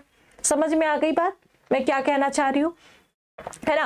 बाकी देखो, जितना देखने से कुछ नहीं होगा कि अगर आप देख रहे हो, मुझे सुन रहे हो, तो आप लिख पाओगे। नहीं अब तो मुझे समझ में आ गया, अब तो मैं लिख लूंगा। पहले सुनो, सुनने के बाद उस चीज को समझो, और समझने के बाद उसे लिखो। जब तक नहीं लिखोगे तब तक नहीं हो पाएगा। कि आपको क्या लगता है कि एमपीपीएससी डायरेक्ट क्वेश्चन भी पूछता है, कुछ क्वेश्चन डायरेक्ट पूछता है, लेकिन अब क्वेश्चन जैसे पॉलिटी है ना, सेकंड पेपर की बात करें तो अच्छे क्वेश्चंस आते हैं। तो जब तक आपकी जो लेखन शैली है, जो सोचने और समझने की क्षमता है, अगर उसका विकास नहीं होगा, तब तक आप आंसर नहीं लिख सकते, किसी भी विषय के बारे में हो, है ना। जैसे मान के चलो कि अगर मैं बात करूं, महिलाओं से संबंधित कोई मुद्दा दे दिया गया, अब आपने उसके बारे में ज्यादा नहीं पढ़ा है, सिलेबस में है लेकिन पढ़ा है, बट भाई जरूर हमें ये थोड़ी ना पता है कि जो हम पढ़ रहे हैं वही क्वेश्चन बना के दे दिया जाएगा। क्वेश्चन तो घुमा फिरा के कुछ भी बना के दिया जा सकता है। तो जब तक सोचने समझने की क्षमता विकसित नहीं करोगे, तब तक मेंस में सिलेक्शन नहीं होगा। मेरी इस बात को हमेशा याद रखना, ठीक है। तो ये हो गई बात फर्स्ट पेपर की। ज्योग्राफी बचा हुआ है, तो बस अब आप ज्योग्राफी देखिए कि आपको कहां से कैसे पढ़ना है ना। और फिर अगला जो लेक्चर आएगा वहां पर हम सेकंड पेपर की बात करेंगे। सेकंड पेपर के अंदर मैं स्पेशली आपको एमपी की जो इकोनॉमी है, शायद वो सब चीजें आप मेंस के लिए ही पढ़ोगे, प्रीलिम्स के लिए नहीं पढ़ोगे, क्योंकि एमपी का जितना पार्ट था फर्स्ट पेपर में वो सब आप प्रीलिम्स में भी पढ़ते हो कहीं ना कहीं, लेकिन जो एमपी की इकोनॉमी में कुछ टॉपिक रखे गए हैं वो सिर्फ और सिर्फ आप मेंस के लिए पढ़ोगे। तो उसे कैसे कंप्लीट करना है उसे भी लेकर के सेकंड पेपर में आएंगे। चलो, Jai Hind future officers, welcome to MP exams वाला। सो गाइस, आज हम लोग डिस्कस करने वाले हैं मध्य प्रदेश प्रशासनिक सेवा के मेंस के पेपर के बारे में, राइट। जो भी प्रश्न अभी तक पूछे गए हैं ये सारे के सारे हम लोग डिस्कस करने वाले हैं। तो आज हमारा टॉपिक क्या रहने वाला है, ज्योग्राफी का थोड़ा बहुत सिलेबस भी मैं देखूंगा, बताऊंगा, और उसके अलावा पेपर एनालिसिस करवाने वाला हूं मेंस पेपर का। राइट, क्लास को स्टार्ट करने के पहले मैं 2-3 चीज आप लोगों को बता देता हूं कि आज की क्लास में हम लोग थोड़ा सा आंसर राइटिंग के पे डिस्कशन करेंगे कि आंसर राइटिंग क्यों इंपॉर्टेंट है। आंसर राइटिंग अपने आप में एक कला है, राइट, वो हम लोग गाइस डिस्कस करेंगे। उसके पहले यहां पर आपका अपना टेलीग्राम चैनल मौजूद है एमपी एग्जाम वाला का, तो आप लोग इसको स्कैन करके ज्वाइन भी कर सकते हैं। सारी की सारी पीडीएफ्स जो हम लोग बनाते हैं, जो भी पूरा का पूरा टीम बनाता है, सारा का सारा मटेरियल यहाँ पर उपलब्ध है। और अगर आप लोग चाहते हैं अमन नामदेव सर मीन्स मेरे से जुड़ना डायरेक्टली, तो आप लोग अमन नामदेव सर करके टेलीग्राम चैनल है, यहाँ पर भी आप डायरेक्टली कॉन्टैक्ट कर सकते हैं, ज्वाइन कर सकते हैं। और यहाँ पर लिंक भी मौजूद है, यहाँ पर भी आपको पीडीएफ्स मिल जाएगा। डायरेक्ट मेरे से आप लोग कांटेक्ट कर सकते हैं इस टेलीग्राम चैनल के माध्यम से। अब देखिए, आप लोग मेरे ख्याल से सारे के सारे मैच्योर्ड बच्चे हैं जिन्होंने प्रीलिम्स क्वालिफाई कर रखा है, या फिर मेंस की बात कर रहे हैं, मेंस देख रहे हैं, मतलब प्रीलिम्स का सिलेबस तो आपको मालूम होगा, राइट। लेकिन यहाँ पर जो सिलेबस है, जैसे वर्ल्ड ज्योग्राफी हो गया है ना, वर्ल्ड ज्योग्राफी का सारा फिजिकल फीचर, जैसे भौतिक लक्षण, ये सारे के सारे तमाम चीजें आपको देखने को मिल जाएंगी। फिर भौगोलिक घटनाएं, सारी की सारी प्रमुख भौगोलिक घटनाएं हैं वो आ जाएंगी।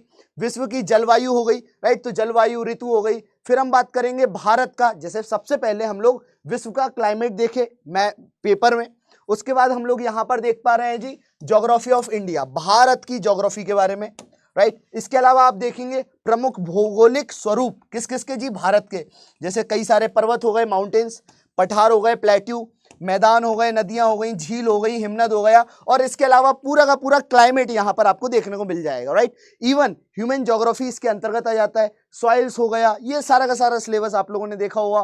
पॉपुलेशन, जो जनसंख्या है, जनसंख्या से रिलेटेड जितने भी टॉपिक्स हैं ये आप लोगों को यहाँ पर देखने को मिल जाएंगे अपने पूरे के पूरे पेपर में। फूड प्रोसेसिंग इंडस्ट्रीज आप लोगों ने देखी होगी, लेस की चिप्स आप लोगों ने खाई होंगी, है कि नहीं है। हम लोग हवा खरीदते हैं और फ्री में कुछ चंद वहां पे चिप्स मिलती हैं, तो वो एक बहुत बड़ी इंडस्ट्री है फूड प्रोसेसिंग इंडस्ट्री। ये अपने आप में एक ह्यूमन ज्योग्राफी का एक बड़ा टॉपिक है, यहाँ से भी मेंस में काफी सारे प्रश्न पूछ लिए जाते हैं, राइट। तो ये हम लोग डिस्कस करेंगे। उसके अलावा आप देखेंगे डिजास्टर मैनेजमेंट, डिजास्टर मैनेजमेंट काफी बड़ा, आपदा प्रबंधन जो है काफी बड़ा समस्या है, राइट। तो आपदा प्रबंधन में भी पेयजल से रिलेटेड समस्याएं, भूजल एवं जल संग्रहण से रिलेटेड समस्याएं, प्राकृतिक एवं मानव निर्मित समस्याएं जो हैं, आपदाएं हैं, आपदा प्रबंधन हो गया, अवधारणाएं हो गई, विस्तार की संभावनाएं हो गई, विशिष्ट खतरे एवं उनके समन कैसे करना है, ये सारी की सारी चीजें आपके मैनेजमेंट के, डिजास्टर मैनेजमेंट का जो पोर्शन है एमपीपीएससी का मेंस का यहाँ पर दे रखा है। देखो आप लोग एसडीएम बनने वाले हैं, right. So being an SDM, right, सबसे बड़ी रिस्पॉन्सिबिलिटी एसडीएम की यही होती है कि इनकेस किसी भी तरीके की समस्या आती है डिजास्टर से रिलेटेड, तो डिजास्टर को वो सुलझाएगा कौन जी, executive magistrate, SDM, senior IAS officers, even government, and you are the part of the government, right. तो ये हम लोग देखेंगे। उसके अलावा आप देखेंगे जी पेपर में काफी सारे क्वेश्चंस यहां से आ रखे हैं, जो साइंटिफिक वाला पोर्शन है, साइंस वाला पोर्शन है, लाइक रिमोट सेंसिंग सैटेलाइट्स, जिनका इस्तेमाल करके आप जोमेटो स्विगी से ऑर्डर्स लेते हैं, डिलीवरीज लेते हैं, राइट। तो जीआईएस, जीपीएस, ये सारी की सारी चीजें जो है यहाँ पर उपलब्ध है, राइट। तो ये सबसे रिलेटेड भी काफी सारे प्रश्न आ रखे हैं। चलिए अब हम लोग क्लास को स्टार्ट करें। Art of answer writing. देखो, आंसर लिखना एक बहुत बड़ी कला है, आंसर लिखना बहुत बड़ी कला है। आप लोगों से आंसर क्यों लिखवाया जा रहा है, क्योंकि आप लोग अधिकारी बनने जा रहे हैं।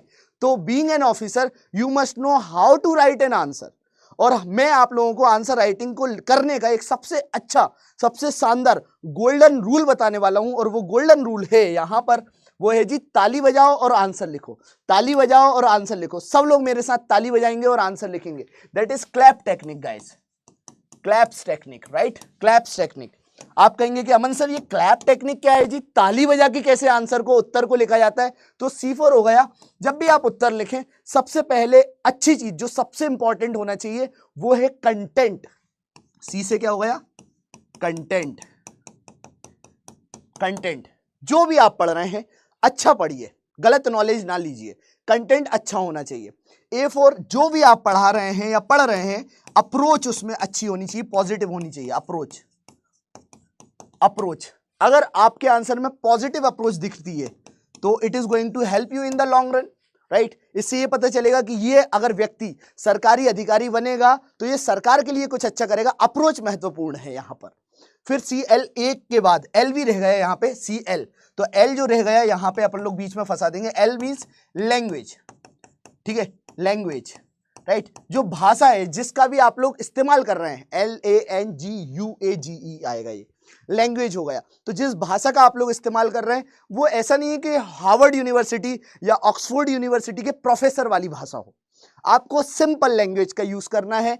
आम लोगों के लिए आप लोग अधिकारी बन रहे हैं तो आम लोगों के लिए किस तरह से आपको डील करना है वही लैंग्वेज आपके आंसर में होना चाहिए। NCERT की जैसी लैंग्वेज होती है, एडिटोरियल की, द हिंदू के एडिटोरियल की लैंग्वेज नहीं चाहिए, सिंपल लैंग्वेज चाहिए, राइट। सिंपल लैंग्वेज में आप लोग आंसर लिखेंगे, बढ़िया रहेगा।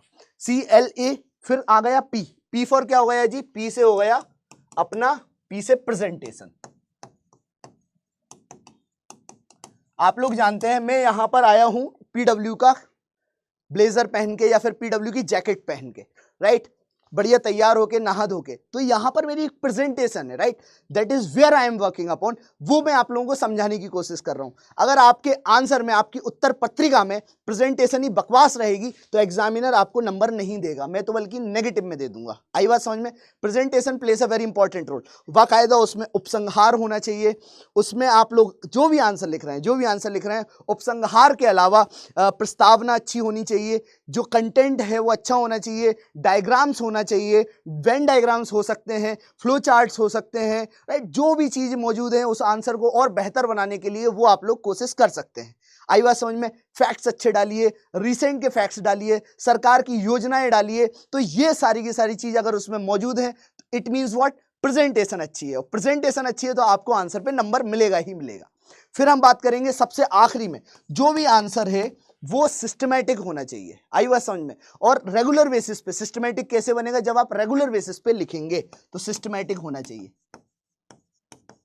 रेगुलर बेसिस पे लिखेंगे। एक कहावत है ना, Rome was not built in a day, एक कहावत है ना, आप लोगों ने सुना होगा, Rome was not built in a day, right. Rome जो है एक दिन में नहीं बना। सिमिलर बेसिस पर आप लोग भी आंसर एक दिन में नहीं सीखेंगे, इट टेक्स टाइम। जब समय लेंगे आप, रोज रेगुलर बेसिस पे चार पांच आंसर्स को लिखेंगे, धीरे धीरे आप लोग भी खुद से आंसर राइटिंग को सीख जाएंगे। आई बात समझ में? चलिए अब हम लोग क्लास को स्टार्ट करते हैं गाइस, राइट। सबसे पहले प्रश्न की तरफ चलते हैं हम लोग। अब देखो यहां पर जो भी मैं पढ़ाने वाला हूं, राइट, वो सारा का सारा इंसाइट्स देने वाला हूं, राइट। ये जो है ना बेस्ट आंसर्स तो नहीं है, बेस्ट आंसर्स तो आप लोग लिखेंगे, है कि नहीं है? तो ये जो भी है प्रश्न है, प्रश्न के उत्तर में क्या क्या इंसाइट्स हो सकते हैं, क्या क्या टॉपिक्स लिख सकते हैं, ये सारी की सारी चीजें जो है मैं आप लोगों को बताने वाला हूं, राइट। तो यहां पर सबसे पहले आप देखेंगे 3 मार्कर क्वेश्चन है।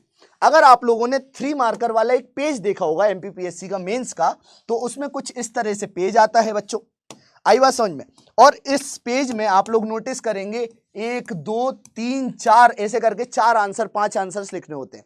एक आंसर का यहां पर प्रश्न लिखा हुआ होता है, ठीक है, और यहां पर नीचे जो है आपको देखने को मिलेगी 1 2 3 लाइन, मात्र 3 लाइन। मतलब 3 मार्कर का एक आंसर लिखने के लिए आपको सिर्फ 3 लाइन मिल रही है, मतलब 1 या 2 लाइन में आपको उत्तर देना है। और जनरली जो प्रश्न 3 मार्कर में पूछे आते हैं ये काफी ज्यादा फैक्चुअल होते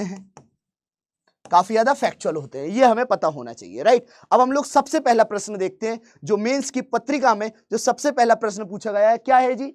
माउंट किलिमंजारो जो माउंटेन है, it is situated in which continent, right. मतलब किस महाद्वीप में माउंट किलिमंजारो जो है वो मौजूद है, बस इन्होंने इतना पूछा है, राइट। अब इसमें आप लोग क्या लिखेंगे? इन्होंने बस उतना ही पूछा है ना, अब आप क्या लिखेंगे गाइस? सबसे पहली चीज, ये किस कंट्री में मौजूद है और किस कॉन्टिनेंट में? तो कॉन्टिनेंट हो गया साउथ अफ्रीका, अफ्रीका, और कंट्री का नाम क्या है जी? तंजानिया। कंट्री का नाम क्या हो गया गाइस? तंजानिया हो गया, राइट। तो यहां पर आप देखेंगे it is located in Tanzania. जो किलिमंजारो है जी वो अफ्रीकन कॉन्टिनेंट में देखने को मिल जाएगा, और ये जो है ना हाईएस्ट पीक है, और हाईएस्ट पीक कितनी है? 5895। That's all what you need to write. इससे ज्यादा आपको कुछ लिखने की जरूरत नहीं है, इतना लिख दिया, मोर देन इनफ है। दूसरा आप प्रश्न देखिएगा, यहां पर पूछा गया है एपिसेंटर अर्थक्वेक का क्या होता है। मतलब टर्मिनोलॉजी से रिलेटेड इन्होंने प्रश्न पूछा है। मतलब ये पूछ रहे हैं कि अधिकेंद्र जो है भूकंप का वो क्या होता है। तो अधिकेंद्र की अगर हम लोग चर्चा करें तो भूकंप जहां से आता है उसको हाइपोसेंटर कहा जाता है या फिर फोकस कहा जाता है, जो धरती के अंदर है, धरती के अंदर। तो धरती के अंदर से जहां से ये वाइब्रेट कर रहा है, राइट, वो क्या हो गया गाइस, हाइपोसेंटर हो गया। और ये ऊपर जहां तक जा रहा है, ये ऊपर जो पोर्शन है जहां पर आप लोग बैठे हुए हैं धरती के ऊपर, तो जहां पर आप बैठे हुए हैं, खड़े हुए हैं, इसको अधिकेंद्र कहा जाता है, इसको एपिसेंटर कहा जाता है। आई बात समझ में? तो इसको एपिसेंटर कहा जाता है। बस ये आपको पता है, आप डेफिनेशन लिख देंगे, है कि नहीं? तो देख लीजिए, एक बार पढ़ लीजिए कि पृथ्वी की सतह के नीचे का स्थान जहां भूकंप शुरू होता है उसे हाइपोसेंटर कहा जाता है, और पृथ्वी की सतह पर इसके ठीक ऊपर के स्थान जहां पर आप लोग खड़े हुए हैं, जहां पर आपने बिल्डिंग बना रखी है, जहां पर आप लोग चाय पी रहे हैं, राइट, वो जो स्थान है उसको क्या बोलते हैं, ऊपरी केंद्र कहा जाता है या फिर अधिकेंद्र कहा जाता है। ये हमें याद रखना है। क्लियर है? तो सिर्फ डेफिनेशन लिखनी थी, हो गया, खत्म बात, है कि नहीं? तीसरा प्रश्न इन्होंने पूछा है टॉर्नेडो से संबंधित कि टॉर्नेडो क्या है, कहां होता है। तो देखो, टॉर्नेडो के बारे में आप लोगों ने सुना होगा, बवंडर, है कि नहीं, साइक्लोन बवंडर आता है। अब बवंडर कुछ इस तरह से आता है, आप लोगों ने फोटोग्राफ्स भी देख रखे होंगे, राइट। तो बवंडर के बारे में आप लिख दीजिए कि भैया लो प्रेशर हाई प्रेशर का एक मसला होता है, उच्च दाब निम्न दाब का एक मसला होता है, जिसके चलते टॉर्नेडो उत्पन्न हो जाते हैं। अलग अलग क्षेत्र में, अलग अलग हेमिस्फीयर की बात करें, नॉर्दर्न हेमिस्फीयर में अलग उनका मूवमेंट होता है, सदर्न हेमिस्फीयर में अलग मूवमेंट होता है। इससे क्या क्या डिजास्टर्स इंपैक्ट होते हैं, ये आपको प्रश्न में लिखना है, दैट्स ऑल, राइट। तो टॉर्नेडो की डेफिनेशन लिख रखी है कि violently rotating column of the air touching the ground usually attracted to the base of the thunderstorm, right. Tornadoes are nature's most violent storms, powerful thunderstorms. Tornado can cause what? Fatalities and devastate neighborhood in seconds. मतलब आप समझ लीजिए कि जमीन को छूने वाली हवा का एक हिंसक स्तंभ जो आमतौर पर आंधी के आधार से जुड़ा होता है, बवंडर जो होता है प्रकृति की सबसे हिंसक तूफान में से एक आता है, और इसकी जो स्पीड होती है वो 300 मील प्रति घंटे की होती है। कितनी गाइस? 300 मील प्रति घंटे की होती है, ये भी हमें पता होना चाहिए। वर्ल्ड लेवल पे कहां कहां पर किसको क्या क्या कहा जाता है, जैसे अमेरिका में हरिकेन्स कह दिया जाता है, आप देखेंगे ट्रॉपिकल साइक्लोन्स के नाम से भी जाना जाता है, आपने देखा होगा टाइफून्स भी आते हैं, राइट, अलग अलग क्षेत्र में। तो ये आप लोगों ने पढ़ा ही होगा। ऑस्ट्रेलिया में विली विली कहा जाता है कि नहीं कहा जाता गाइस, बताइए? विली विली कहा जाता है, राइट। तो ये आप लोगों को याद रखना है। अब हम नेक्स्ट प्रश्न की बात करें तो मालवा के पठार पे आप देखें, एमपी ज्योग्राफी का है, हालांकि ये इसको निधि मैम तो करवाएंगे ही, लेकिन मैं मेजर आपको बता देता हूं कि why is the vast area of Malwa pathar is flat, because of the presence of volcanic mountains, है कि नहीं है? वॉल्केनिक माउंटेन्स नहीं बोलेंगे, वॉल्केनिक प्लेट्यू या लावा पठार जो था उसके चलते जो है मालवा का एरिया जो है फ्लैट भी है, राइट। हालांकि एमपी वाला पोर्शन जो है ना निधि मैम पढ़ाएंगी, तो वहां पर इसको एक्सप्लेन कर लिया जाएगा। लेकिन यहाँ पर एक ऐसी फोटोग्राफ्स बना हुआ है, ठीक है, और आप लोग मालवा के पठार के बारे में जानते भी होंगे, everyone I think know about it, right. ठीक है, तो इसमें भी 2-3 लाइंस आप लोगों को लिखनी है, राइट। अब आगे बढ़ते हैं। नेक्स्ट प्रश्न क्या पूछा जा रहा है, Barak river is the main river of which 2 states of India. अब आप देखेंगे कि इसमें सिर्फ 2 स्टेट्स के बारे में पूछ रहे हैं, तो मेनली नागालैंड और मणिपुर की बॉर्डर बनाती है Barak river, right, Barak river, Barak river, और ये नॉर्थ ईस्ट की रिवर है। जब भी आप पढ़ें तो वहां पे काफी सारी रिवर्स है नॉर्थ ईस्ट में, जैसे आप लोगों ने देखा होगा क्या, लोहित, सुवानसिरी, यही है ना, लोहित, सुवानसिरी, धनसिरी, दिहांग, दिवांग रिवर हो गई, ब्रह्मपुत्रा की काफी सारी ट्रिब्यूटरीज रिवर्स भी वहां पे मौजूद हैं। देखो, जब भी आप पढ़ रहे होते हैं ना तो चीजों को आसान बनाने की कोशिश करिएगा। जैसे for example if we talk about the Brahmaputra की रिवर की सहायक नदियां, राइट, अगर हम इसकी सहायक नदियों की बात करें तो सहायक नदियों में एक छोटी सी ट्रिक है, बहुत छोटी सी ट्रिक है, आप लोग मेरे साथ बोलिएगा, नस्सू कपिल, ठीक है। नस्सू कपिल जो है, एक मेरा दोस्त है, कपिल है उसका नाम, वो बड़ा ही नशेला है, नशीले पदार्थों का सेवन करता है। तो नस्सू कपिल हिट करके मतलब पिशक्याओं करके, हिट करके धन को, धन मतलब पैसे को, धन को कहां ले गया गाइस? बैंगलोर ले गया, धन को बैंगलोर ले गया, बैंगलोर ले गया, धन को बैंगलोर ले गया। अब आप कहेंगे कि सर इसमें ट्रिब्यूटरीज कहां है? अब आप खुद से सोचिए, इसमें क्या करा आप लोगों ने, बहुत आसान से ब्रह्मपुत्रा की मेजर जो रिवर से आसपास की नॉर्थ ईस्ट की वो सारी की सारी याद कर ली। नस से क्या हो गया? मानस रिवर, मानस रिवर। सू से क्या हो गया? सुवानसिरी रिवर, कपिल से क्या हो गया Kapili river, Kapili river. Hit से क्या हो गया लोहित रिवर, लोहित रिवर। धन से क्या हो गया धनश्री रिवर, धनश्री रिवर। धन को कहां ले गया बैंगलोर ले गया, तो बैंक से क्या हो गया दिहांग रिवर और दिवांग रिवर और ले गया। That's all right. तो आप समझ लीजिए कि यहां पर आपने एक छोटी सी ट्रिक के चलते, सारे बच्चों ने छोटी सी ट्रिक के चलते चीजों को कितने आसानी तरीके से याद रख लिया। कर लिया कि नहीं कर लिया। जैसे मान के चलिए ये प्रश्न आया है, इन्होंने पूछा है कि भैया बराक रिवर के बारे में, हो सकता है नेक्स्ट टाइम वो बराक रिवर से संबंधित ना पूछें, आपसे प्रश्न पूछा है ब्रह्मपुत्र की सारी ट्रिब्यूटरीज के बारे में लिखिए। हो सकता है कि नहीं हो सकता है, बिल्कुल हो सकता है राइट। तो वो आप लोगों को याद रखना होगा। Is this very much clear guys. आगे बढ़ते हैं हम लोग नेक्स्ट प्रश्न की तरफ। यहाँ पे नेक्स्ट क्वेश्चन क्या अल नीनो। अब अल नीनो के बारे में आप लोग सब लोग जानते हैं, आई थिंक सो, कहीं ना कहीं ये तो पढ़ा ही होगा, ये तो सुना ही होगा कि अल नीनो बड़ा खतरनाक होता है।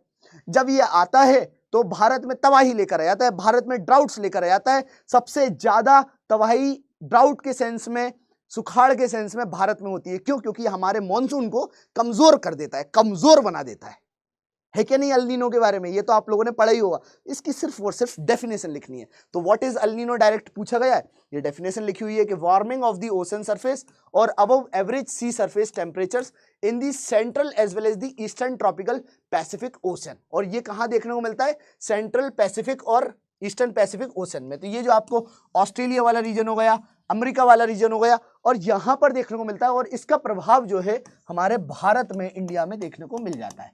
बस ये डेफिनेशन आप लोगों को लिखनी है। जब देखो मेन क्लास होगी ना, तब इसको और डेप्थ में पढ़ाया जाएगा। अभी तो सिर्फ और सिर्फ हम ये बता रहे हैं कि इस प्रश्न में क्या क्या लिखा जा सकता है, क्या क्या पॉइंटर्स आपको डालने होंगे राइट। जो आप लोगों से मेंस में पूछा गया है, तो इसमें यही पॉइंटर्स आपको डालने होंगे राइट। यहां पर आप देखेंगे नेक्स्ट जो प्रश्न पूछा गया है नर्मदा मैया के ऊपर पूछ लिया है कि नहीं? सब लोग जानते हैं नर्मदा मैया के बारे में। तो इन्होंने क्या पूछा? Why is the Narmada river called the lifeline of Madhya Pradesh? क्यों नर्मदा रिवर को लाइफलाइन ऑफ मध्य प्रदेश की क्षेत्र या कैटेगरी में रखा जाता है? ऑब्वियस सी बात है, जिस तरह से गंगा पूरे भारत की लाइफलाइन है, जिस तरह से Krishna river, Vaigai river, Godavari river है, इंडस नदी है, ब्रह्मपुत्र रिवर है, ऐसे ही हमारी नर्मदा मैया भी है, सबसे पवित्र रिवर है। और नर्मदा क्यों लाइफलाइन है? क्यों नर्मदा को हम लोग जीवन रेखा बोलते हैं? क्योंकि इसके आसपास, इसके इर्द गिर्द काफी सारी नदियां हैं जो कि नर्मदा में जाके मिलती है, नर्मदा में जाके मिलती है। तो ये जो हो जाती है मेन रिवर जो नर्मदा है, उसकी ट्रिब्यूटरीज बन जाती है। और मेजर पोर्शन पूरे मध्य प्रदेश के तकरीबन 70% लोगों को कहीं ना कहीं डायरेक्टली और इनडायरेक्टली पानी मिल रहा है, जल की प्राप्ति हो रही है, जल की प्राप्ति हो रही है। तो इसीलिए ये जो है नर्मदा जो है लाइफलाइन के रूप में कही जाती है। ये आपको याद रखना होगा। Is this very much clear प्यारे बच्चों? Is this very much clear और नॉट? राइट। तो आप लोगों को इसकी ट्रिब्यूटरीज के बारे में बताना है कि भैया देखो इसके पास बहुत सारे डैम हैं। बरगी डैम हो गया, तवा डैम हो गया होशंगाबाद में, ओमकारेश्वर डैम हो गया, आप देखेंगे जी सरदार सरोवर डैम हो गया, माहेश्वर डैम हो गया, नर्मदा सागर डैम हो गया। ये सारे के सारे डैम जो है यहाँ पर मौजूद हैं। कई सारी यहाँ पर इसकी ट्रिब्यूटरीज है कि नहीं? वो आप लोग तो जानते ही होंगे। और वो ट्रिब्यूटरीज नर्मदा में आके मिलती हैं। आई बात समझ में? बिछिया हो गई है ना, और भी हथनी हो गई, उटनी हो गई, ऐसे करके बहुत सारी रिवर, तवा रिवर हो गई। ये सारी की सारी रिवर जो है पूरे मध्य प्रदेश में इस तरह से बहती है। और नर्मदा जो मैया है वो रिफ्ट वैली में बहती है। नर्मदा मैया के ऊपर वाला जो क्षेत्र है इसको हम लोग विंध्य रेंज कहते हैं, और जो नीचे वाला क्षेत्र है उस क्षेत्र को हम लोग सतपुड़ा रेंज बोलते हैं। बस इतना सा आपने लिख दिया, डायग्राम भी बना दिया, तो भी आपका काम हो जाएगा। आई बात समझ में? फिर नेक्स्ट प्रश्न में चलते हैं। Physical region of Madhya Pradesh is the most extensive and important from the point of view the forest, है कि नहीं? अब आप सोचिए कि यहाँ पे प्रश्न क्या पूछा गया है? फॉरेस्ट के पॉइंट ऑफ व्यू से ये लोग पूछ रहे हैं, फॉरेस्ट रिपोर्ट के बारे में पूछ रहे हैं राइट। तो आपके मध्य प्रदेश के बारे में क्यों बोल रहे हैं? क्योंकि अपना मध्य प्रदेश है ही अनोखा, क्योंकि हमारे यहाँ फॉरेस्ट रिपोर्ट के तहत सबसे ज्यादा फॉरेस्ट जंगल पाए जाते हैं। एरिया वाइज हमारे पास सबसे ज्यादा जंगल मौजूद है। इवन पूरे भारत का अच्छा खासा प्रतिशत जो है जंगल का हमारे मध्य प्रदेश में मौजूद है कि नहीं? बताइए आप लोग right. Is this very much clear और नॉट? राइट। तो यहां पर आप देखेंगे जो 2021 का Indian state of forest report आया था, उसने ये बताया कि जो मध्य प्रदेश है उसके पास तकरीबन 94,689 स्क्वायर किलोमीटर का फॉरेस्ट एरिया है, जंगल क्षेत्र है कि नहीं? उसके अलावा आप देखेंगे इस रिपोर्ट में और भी कई सारी चीजें हैं कि जो फॉरेस्ट रिपोर्ट है states that Madhya Pradesh has the largest forest cover in India. Not only that, अगर आप देखेंगे हमारे पास सबसे ज्यादा नेशनल पार्क्स है, हमारे पास बहुत सारी सेंचुरीज भी मौजूद हैं।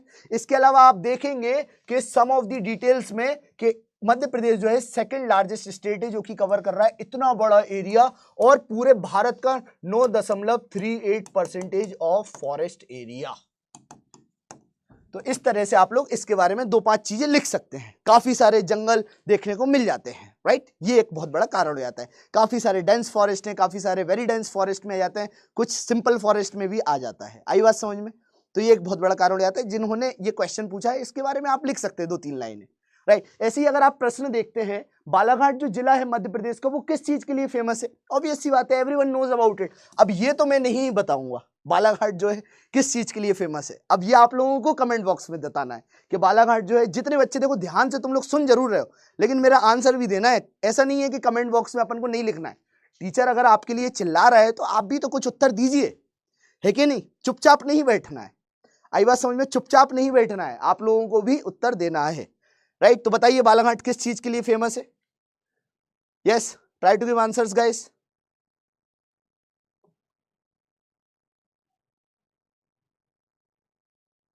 यस, बताया आंसर आप लोगों ने? हाँ जी, राइट, चलो बढ़िया।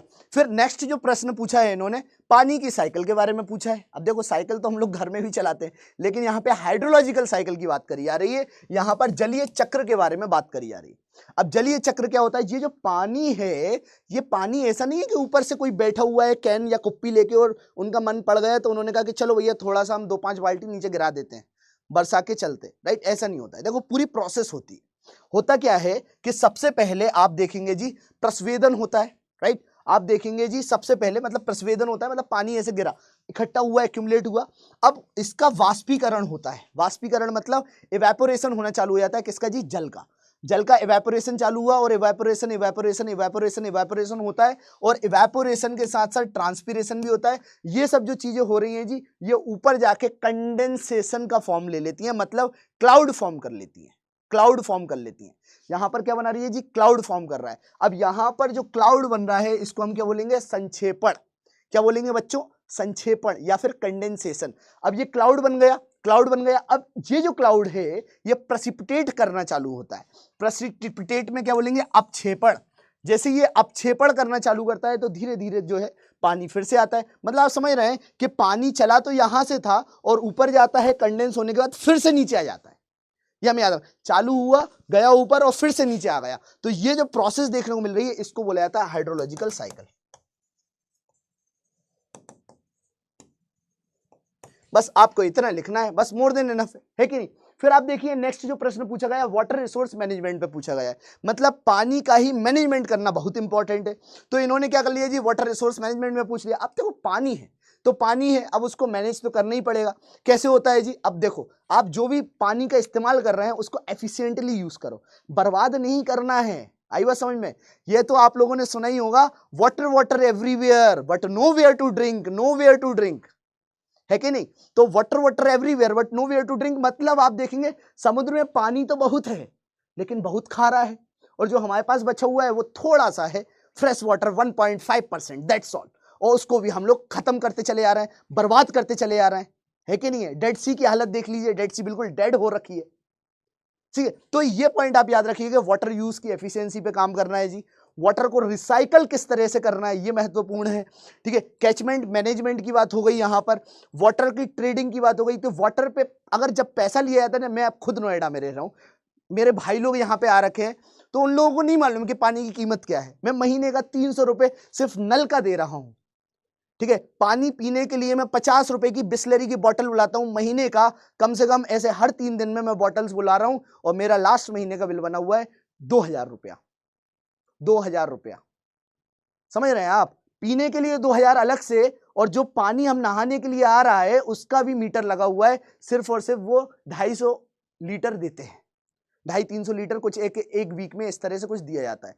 मतलब पॉइंट को आप समझिए। ठीक है, पॉइंट को आप समझिए कि पानी की ट्रेडिंग चालू हुई तो हम लोग इस्तेमाल क्या करते हैं, उसको कम करने लगते हैं। आई बात समझ? और ये बहुत ज्यादा जरूरी है, राइट। कलाम साहब से पूछा गया था एक मीटिंग में कि आप बताइए कि कहां पर सबसे बड़ी समस्या देखने को मिल रही है, तो वो बोलते हैं कि एक समय आएगा जब पानी जो है बिकेगा। आने वाली जनरेशन ये सोचेगी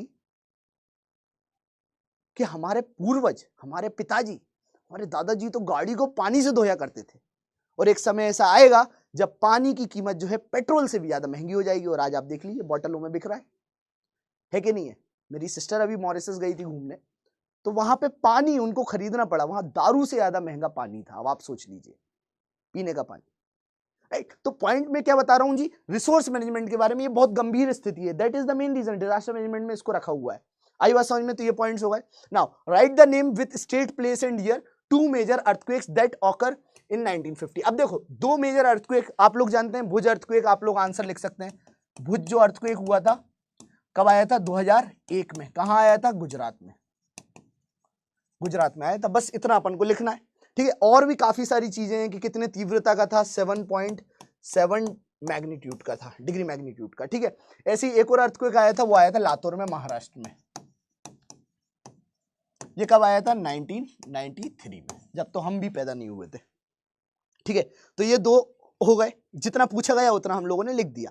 चाहे तो आप लोग रिसर्च करके और भी लिख सकते हैं। इस प्रश्न से ये समझिए कि किस तरह के और प्रश्न ये आप लोगों से पूछ सकते हैं, ठीक है। फिर आप देखेंगे नेक्स्ट जो प्रश्न है रिमोट सेंसिंग पे पूछा गया है। देखो जनरली डेफिनेशन बेस्ड क्वेश्चंस बहुत आते हैं, ठीक है। जो परिभाषा होती है ना, परिभाषा, तो ये तो जितना हो सकता है आप उतनी ज्यादा रट के रखिएगा। रिमोट सेंसिंग हो गया, जीपीएस हो गया, इस पे क्वेश्चंस जो है ना बहुत सारे भरमार हैं। इवन मेंस में भी काफी सारे क्वेश्चंस आ रखे हैं इससे संबंधित। देखो मैं आप लोगों से एक बात जरूर कहूंगा, ये तो हमारे 3 मार्कर क्वेश्चंस थे, खत्म हो गए, है कि नहीं? और ये आप लोगों ने पढ़े भी होंगे, जीपीएस के बारे में रोजमर्रा के जीवन में हम लोग इस्तेमाल करते हैं। आप लोग गूगल भी करेंगे, सब इसके आंसर्स मिल जाएंगे। मैं आप लोगों से लेकिन एक चीज कहूंगा कि भाई अगर आपके सपनों के बैंक में, क्या जी, अगर आपके सपनों के बैंक में कॉन्फिडेंस का सेविंग अकाउंट है और आप उसमें प्रत्येक दिन आप लोग उसमें रेगुलर मेहनत का डिपॉजिट करते हैं, तो याद रखना सक्सेस को विड्रॉ करने से कोई भी नहीं रोक सकता। समय का सदुपयोग करना चालू करिए। मैं अपने इर्द गिर्द ऐसे लोगों को इतना ज्यादा देखता हूं जो समय की कोई वैल्यू करते ही नहीं। क्या करना है जीवन में उन्हें नहीं मालूम है, बस जीवन कट रहा है। याद रखना समय में इतना ज्यादा ईगो है ना, बर्बाद करके मानता है। रेगुलर बेसिस पे अगर आप प्रश्नों का उत्तर नहीं लिख रहे हैं, प्रैक्टिस नहीं कर रहे हैं, जो भी तैयारी कर रहे हैं, चाहे वो चपड़ासी की हो, चाहे वो तहसीलदार की हो, पीएससी की हो, पीसीएस को, किसी की भी तैयारी, यूपीएससी की हो, अगर आप अपने समय को उस कार्य को करने में लगा रहे हैं जिससे आपके जीवन में, अपनी लाइफ में पॉजिटिव इंपैक्ट नहीं पड़ता, तो आपके पास समय बचेगा ही नहीं वो कार्य करने के लिए जिससे आपके जीवन में पॉजिटिव इंपैक्ट पड़ता है। यह हमें याद रखना है। आई बात समझ में? तो मेंस के आंसर राइटिंग को हल्के में नहीं लेना है। मैं एक और सेशन आप लोगों के लिए लेकर आऊंगा आने वाले समय में, एक और सेशन लेकर आऊंगा जिसमें मैं आप लोगों को आर्ट ऑफ आंसर राइटिंग का सिर्फ 1.5 से 2 घंटे का सेशन रहेगा। उसको एक बार कवर करके देखिएगा, एक बार सुन के देखिएगा, बस सिर्फ एक बार, और उससे आपके आंसर राइटिंग में ऑटोमेटिकली बहुत ज्यादा अच्छा इंपैक्ट देखने को मिलेगा। आई बात समझ में? चलो नेक्स्ट प्रश्न की तरफ चलते हैं। तो यहाँ पे जीपीएस से संबंधित इन्होंने क्वेश्चन पूछा है कि what is global positioning system. GPS का इस्तेमाल सब लोग करते हैं, सबको ही करते हैं। तो जो जीपीएस है ना, ये एक satellite based radio navigation system है जो क्या बताता है जी? लोकेशन बताता है, जिसका आपको पता चल जाता है, वेलोसिटी बताता है, टाइम बताता है। नॉट ओनली दैट, ये अर्थ से संबंधित काफी सारी चीजें जैसे सर्वे करने में हेल्पफुल साबित होता है। उसके अलावा इमरजेंसी रिस्पॉन्स में ये बहुत ज्यादा हेल्पफुल होता है, कारगर होता है। इमरजेंसी रिस्पॉन्स में प्रिसीजन एग्रीकल्चर हो गया,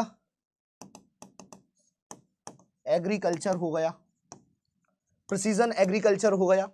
आई बात समझे? प्रिसीजन एग्रीकल्चर मतलब एग्रीकल्चर में भी जो हमारे फार्मर हैं, सरकार बात तो करती है डबल करो भाई फार्मर्स इनकम, कैसे हेल्प होगी? तो सैटेलाइट के थ्रू उनको पता चल जाता है कि किस क्षेत्र में पानी गिरने वाला है। अगर नहीं गिरेगा तो हम लोग मिलेट लगा लेते हैं, अगर पानी अच्छा गिरेगा तो हम लोग चावल लगा लेंगे। तो फार्मर का इसमें उद्धार हो जाएगा ना, किसान भाइयों का उद्धार हो जाएगा। तो इस तरह से जीपीएस हेल्प करता है।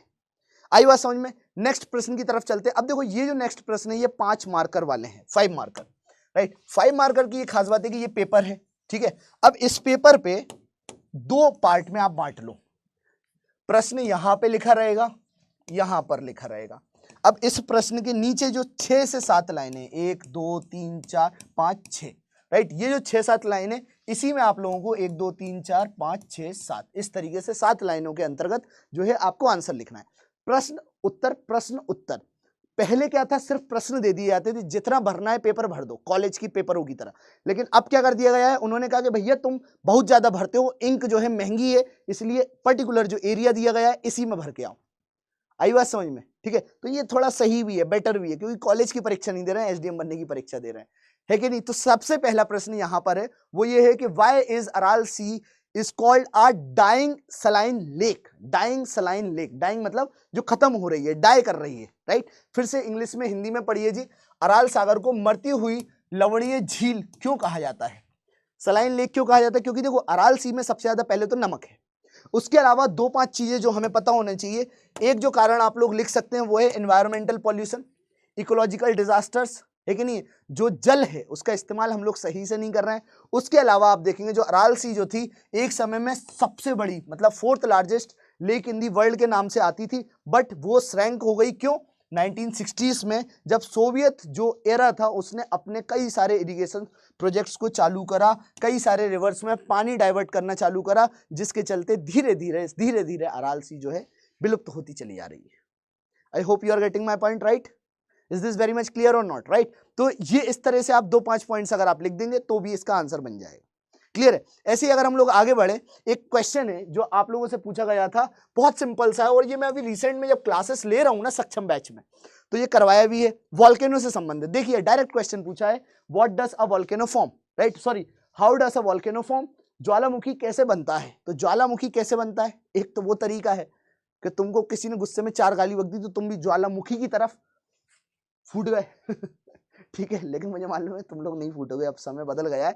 But the point is that कि ज्वालामुखी कैसे बनता है, तो ज्वालामुखी ऐसे बनता है। डेफिनेशन लिखो कि मैग्मा के निरंतर या मैग्मा के निर्माण और आवाजाही की प्रक्रियाओं का पूरा अनुक्रम जो बार बार होता है, उसके तहत क्या होता है, ये पूरी की पूरी प्रक्रियाएं देखने को मिलती है, उसके तहत क्या होता है, वॉल्केनिज्म बनता है। भू आकृति विज्ञान का ये पार्ट है, ठीक है। Complete sequence of process of creation and movement of magma and creation of volcanic landforms, right, उसके तहत जो है जी ये ज्वालामुखी बनता है। अब ज्वालामुखी 2 प्लेट होती है, जब भी टकराता है तो उस क्षेत्र में ज्यादा बनता है, जिसमें से जनरली आप लोगों ने देखा है एक महाद्वीप हो गया और एक ओशन हो गया। महाद्वीप के साथ साथ हम बोलेंगे जी एक महासागर हो गया। महासागर और महाद्वीप की जब 2 प्लेटें टकरा रही होती हैं, जैसे ही इनमें भिड़ंत होती है, तब उस क्षेत्र में, उस पर्टिकुलर एरिया में क्या होता है जी, उसमें भौगोलिक कुछ प्रभाव होते हैं, जिसके तहत क्या होता है जी, जो नीचे का मैग्मा है वो ऊपर आ जाता है, ठीक है। अब ये बहुत बड़ा मतलब इसको 4 घंटे लगेगा मुझे समझाने में, अभी मैंने बस एग्जाम्पल के थ्रू बताया, right. That is the main reason कि आप लोगों ने Pacific ring of the fire देखा होगा, क्योंकि कॉन्टिनेंटल ओशनिक 2 प्लेट जो हैं वो क्या करती हैं, एक दूसरे से टकराती हैं। जब वो एक दूसरे से टकराती हैं तो उस क्षेत्र में कहीं ना कहीं से वॉल्केनो निकल जाता है। आई बात समझ में? Is this very much clear guys? कोई डाउट यहां पर? हाँ जी, डाउट नहीं, समझ में आ रहा है? चलो आगे बढ़ते हैं हम लोग। नेक्स्ट जो प्रश्न पूछा गया है, how can we conserve the minerals of India. जो मिनरल्स हैं, राइट, उनको किस तरह से बचा के रखा जा सकता है। आप लिख लीजिए यहां पे जो प्रश्न पूछा गया है, हम भारत के खनिजों का संरक्षण कैसे कर सकते हैं। ऑब्वियस सी बात है, सबसे पहले उनका जो यूज है वो मिसयूज में मत बदलो आप लोग, है कि नहीं। हम लोग यूज तो करते हैं, लेकिन यूज को हम मिसयूज करना चालू कर दे। पेट्रोल मिल गया, मिसयूज करते हैं भाई, तफरी मारेंगे। आई बात समझ में? कोयला मिल गया भाई, इस्तेमाल करो। बहुत बड़ा पहाड़ मिल गया, उसका खनन करना चालू कर दिया, है कि नहीं। होता है कि नहीं होता, मिसयूज, राइट। तो यहां पे आप देखें सबसे पहले इंपॉर्टेंट है स्मार्ट प्लानिंग करो, टेक्नोलॉजी का इस्तेमाल करो, बूस्ट करो, सब्स्टिट्यूट करो, जो भी चीजें हैं उसका वाइसली। जैसे फॉर एग्जांपल पेट्रोल का अल्टरनेटिव हम लोग ने क्या यूज करा, अब सीएनजी हो गया, हाइड्रोजन गैस हो गया, है कि नहीं है, सेल गैस हो गया। तो ये सब जो है ना बेटर है एज कंपेयर टू व्हाट, जो फॉसिल फ्यूल्स है। डीजल हो गया, डीजल का रिप्लेसमेंट करना चालू कर दिया। तो इस तरह से आप 4-5 पॉइंट्स को लिखें और उनको थोड़ा सा विवरण करना चालू कर दो, हो जाएगा आंसर आपका। टफ नहीं है, क्वेश्चंस इजी हैं, बस प्रैक्टिस की जरूरत है। जैसे अब आप नेक्स्ट प्रश्न को देखेंगे, इन्होंने लूनी नदी के बारे में पूछ लिया है। आई बात समझ में? लूनी नदी के बारे में पूछा है। अब भारत में तो बहुत सारी नदियां हैं, गंगा के बारे में भी पूछ सकते हैं, इंडस के बारे में भी पूछ सकते हैं, ऐसे काफी सारी नदियां हैं। तो लूनी के बारे में पूछा है, तो जो लूनी नदी है वो लाइफलाइन है जी किसकी जी, थार डेजर्ट की। 2-5 पॉइंट्स लिख दो। नॉर्थ वेस्ट जो भारत है उसका एक लाइफलाइन है। फिर उसके बारे में लिख दो कि 495 किलोमीटर की ये देखने को मिलती है। कहाँ से निकलती है, कैसे निकलती है, कहाँ से होते होते जाती है और किस क्षेत्र में ये पानी प्रोवाइड करती है। बस ये सब आपने 4-5 पॉइंट्स लिख दिए, ठीक है, तो आपका आंसर हो जाएगा। लूनी को इवन देखिए, Luni is also known as this Sagarmati and its name comes from the Sanskrit word that is Lanarvati which means salt water या सॉल्ट रिवर। बस 2-5 पॉइंट लिख दिए, हो गया। ऐसी चूंकि हमारे मध्य प्रदेश में डायमंड पाया जाता है कि नहीं, हीरा पाया जाता है, हालांकि मेरे तो हीरो है, आप लोग हैं, बट डायमंड भी पाया जाता है। और डायमंड सबसे ज्यादा कहाँ मिलता है, पन्ना, राइट। पन्ना की तमन्ना है हीरे आप सभी को मिल जाए, ठीक है, हमारे लिए तो आप ही हीरे हैं अगर एग्जाम निकाल दिए तो। पन्ना की अगर हम लोग चर्चा करें तो short note on the diamond mining पे इन्होंने एक प्रश्न पूछा है। अब इस प्रश्न का उत्तर क्या देना है जी, 4-5 प्रोजेक्ट्स के बारे में बता दो, ठीक है। अभी हाल ही में जो है जैसे आप लोगों ने देखा होगा कि वक्सहावा BUXWAHA वहां पे छतरपुर जो क्षेत्र है वहां पर डायमंड के माइंस मिले हैं। उसके अलावा आप लोगों ने देखा होगा मझगांव माइंस, राइट, पन्ना में यहां पे पाए गए। तो सरकार का ये कहना है क्यों ना हम इसको और ज्यादा अच्छे तरीके से रोबस्ट तरीके से पॉलिसी के थ्रू जो है इसको हम लोग वर्ल्ड लेवल पे पहुंचाएं। इवन सरकार ने, सेंट्रल गवर्नमेंट ने क्या करा है जी, हाल ही में एक बहुत बड़ी बिल्डिंग बनाई है सूरत में और वो वर्ल्ड की सबसे बड़ी डायमंड फैसिलिटी बनाई गई है। आप लोगों ने न्यूज में, अगर सुबह 9 बजे में यूपी PCS वाला के चैनल पर 9 बजे करंट अफेयर्स लेता हूं, तो उस क्षेत्र में अगर आप लोगों को यूपी PCS का देना है तो आप लोग वो करंट अफेयर्स भी सुन सकते हैं। तो वहां पर अभी मैंने 3 दिन पहले ही इसके बारे में काफी अच्छे से विवरण करा था। फिर अगर हम लोग आगे बढ़े नेक्स्ट प्रश्न की तरफ, तो यहां पर आप देखिए under which scheme the ministry of tribal affairs have given benefit to the PVTGs of Madhya Pradesh and what are the criteria for identifying them. मतलब आप देखिए कि स्कीम के बारे में इन्होंने बात करी है जी, ठीक है, स्कीम के बारे में इन्होंने बात करी है। ट्राइबल लोगों के लिए जो है, जनजातीय लोगों के लिए क्या या कौन सी स्कीम बनाई गई है। उसके अलावा यहाँ पर आप लोगों से क्या पूछा गया है कि क्या कैटेगरी से, क्या क्राइटेरिया है PVTG के बारे में, राइट। अब देखो PVTG के बारे में एक कमेटी बनी थी, राइट। कमेटी का नाम अब आप लोगों को बताना है, मैं नहीं बता रहा हूँ, बहुत फेमस कमेटी है, बहुत ही फेमस, एक बार सर्च करो बताओ। अच्छा, टोटल PVTGs कितने ये तो मालूम होगा, ये UPSC में 2 बार क्वेश्चन पूछा गया है। तकरीबन टोटल 75 PVTGs हैं। PVTG का मतलब क्या होता है, particularly vulnerable tribal group, right. तो PVTG के बारे में लिखो, कौन सा स्टेट जहां पे सबसे ज्यादा PVTGs पाए जाते हैं, उड़ीसा, कितने जी 13+। उसके अलावा कौन सा यूनियन टेरिटरी यहाँ पे PVTGs है, वो है अंडमान एंड निकोबार आइलैंड, ये हमें पता होना चाहिए। अब यहाँ पे क्या पूछा गया है, क्राइटेरिया। अब देखो क्राइटेरिया में जो भी लोग हैं उनको पर्टिकुलरली वल्नरेबल में क्यों रखा गया है, क्योंकि उनकी जो पब्लिक है, पॉपुलेशन है, जो साइज है वो कम है, बिलो 10,000। आप देखेंगे वो लोग जिस तरह के सिचुएशन में रह रहे हैं, बहुत गंदी स्थिति में रह रहे हैं, दुविधा में रह रहे हैं, उनके पास खाने को रोटी नहीं है, पीने को पानी नहीं है और ना कपड़ा है ना मकान है, तो उनकी समस्या बहुत ज्यादा है। आई बात समझ में। डिस्टिंक्ट सोशियो इकोनॉमिक डिसएडवांटेज, मतलब उनको ये भी नहीं मालूम कि सरकार उनके लिए क्या क्या कर रही है। आई बात समझ में। तो वो सारे के सारे लोग जो है PVTG के तहत आते हैं। तो ये सारे के सारे पॉइंटर्स जो हैं, कौन कौन सी और सरकार के द्वारा स्कीम्स चलाई गई हैं, आवास योजना जो है उसका भी इन्होंने क्या करा, एक्सटेंशन करना चालू करा है जी PVTGs के लिए। तो ये भी आप 2-5 पॉइंट्स लिख सकते हैं। आई बात समझ में। तो ये आप लोगों ने लिख दिया। अब नेक्स्ट जो क्वेश्चन पूछा गया है आर्सेनिक से संबंधित, देखिए various source of arsenic in India, right. Arsenic क्या है, कैसे कैसे सोर्स है, अब ये कहाँ पाया जाता है, तो आप लोग यही सब लिख सकते हैं कि ये रॉक्स में, सॉइल्स में, इवन एयर में आपको देखने को मिल जाएगा। It's essential for micro organisms और काफी ज्यादा टॉक्सिक होता है। और आर्सेनिक का अगर सबसे ज्यादा मतलब काफी ज्यादा इस्तेमाल करा जाए तो it cause cancer also, right. तो इस तरह से आप 2-5 पॉइंट्स लिख दो, कहाँ से निकलता है, क्या डेंजर है या नहीं है, ये सारे 5 पॉइंट्स आप लिख देंगे, आपका आंसर खत्म हो जाएगा। देखो 5 मार्कर में आपको सिर्फ एक पैराग्राफ लिखना है ना, फ्लो चार्ट्स बना दो, ठीक है, पॉइंटर्स लिख दो, एक छोटा सा इंट्रोडक्शन दे दो, 1-2 लाइन में अगर आप कंक्लूड करना चाहो आंसर को तो वो भी लिख सकते हो, कुछ फैक्ट्स मालूम है तो वो भी लिख सकते हैं आप लोग। फिर नेक्स्ट प्रश्न की तरफ चलते हैं। तो इन्होंने नेक्स्ट प्रश्न में क्या पूछा है, अच्छा सोर्सेस ऑफ आर्सेनिक। अब देखो सोर्सेस में क्या है जी, जियोलॉजिकल फॉर्मेशंस, वॉल्केनिक एक्टिविटी हो गई, माइनिंग और स्मेल्टिंग हो गई, राइट। आप देखेंगे जो इंडस्ट्री से उसके वेस्ट से भी निकलता है, जो नदियों में पानी बहा दिया जाता है। एग्रीकल्चरल जो प्रैक्टिसेस का इस्तेमाल करा जा रहा है उससे भी आर्सेनिक निकलता है। अब जो नेक्स्ट प्रश्न है यहां पर आप देखेंगे हजार्ड में और डिजास्टर दोनों में अंतर क्या है। तो जो हजार्ड होता है ना, इट इज डार्क क्लाउड, याद रखना है, it is like a dark cloud in the sky and has the potential to rain but it may not. Hazard जैसे फॉर एग्जांपल, एक एग्जांपल दे रहा है कि dark cloud in the sky and has the potential to rain but it may not.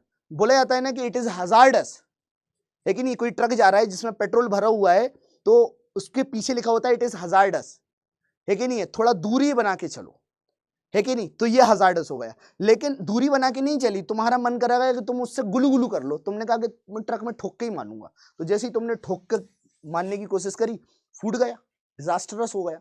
तो इन दोनों में यही अंतर है, और इसके बारे में जितने भी 2-5 पॉइंट्स हैं आपदा प्रबंधन के तहत आता है, ये आप लोग लिख सकते हैं। आई बात समझ में।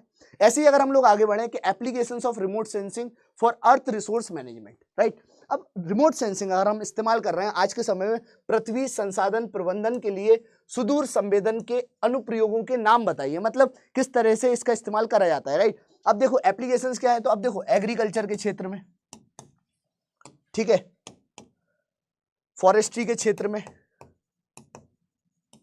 ठीक है, फ्लड ड्राउट, फ्लड हो गया, ड्राउट हो गया, वाटर लेवल हो गया, ठीक है, लेवल हो गया। आई बस समझ। तो ये सब तमाम जो जानकारियां जो है ना सैटेलाइट से हो रही है, ऐसा नहीं है सरकार मंगलयान भेज रहा है तो फ्री में भेज दे रहा है। अगर फ्री में होता तो ऐसे ही नहीं चल रही होती दुनिया समझ रहे हो।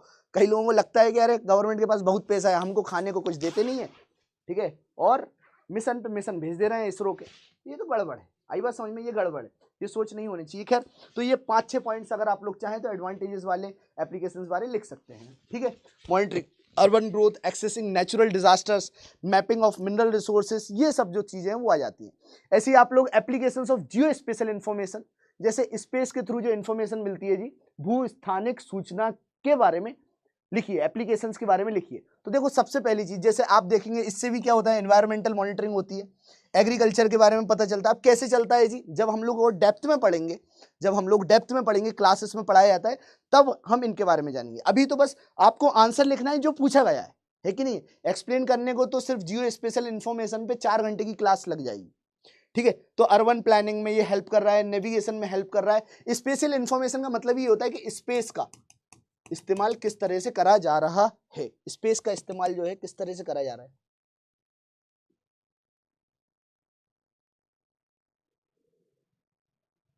स्पेस का इस्तेमाल किस तरह से करा जा रहा है, राइट, ये हो गया। अब देखिए वो आप लोगों ने देखा, इसके अलावा देखो यहां पर अगर आप देखें लॉन्ग आंसर्स भी आते हैं। लॉन्ग आंसर्स की गाइस ये खास बात है लॉन्ग आंसर्स की, कि लॉन्ग आंसर में एक पेपर नहीं होता है, यहां पर आपको 2 पेपर दिए जाते हैं। यहां पर प्रश्न लिखा होता है और उसके अलावा आपको जनरली जो लॉन्ग आंसर्स होते हैं उसमें पूरा का पूरा ये भरना होता है, 2 पेज पूरे के पूरे जो हैं, ये पूरे के पूरे पेजेस जो हैं वो आपको भरने होते हैं। आई बात समझ में। ये लॉन्ग आंसर के लिए 2 पेजेस आपको दिए जाते हैं।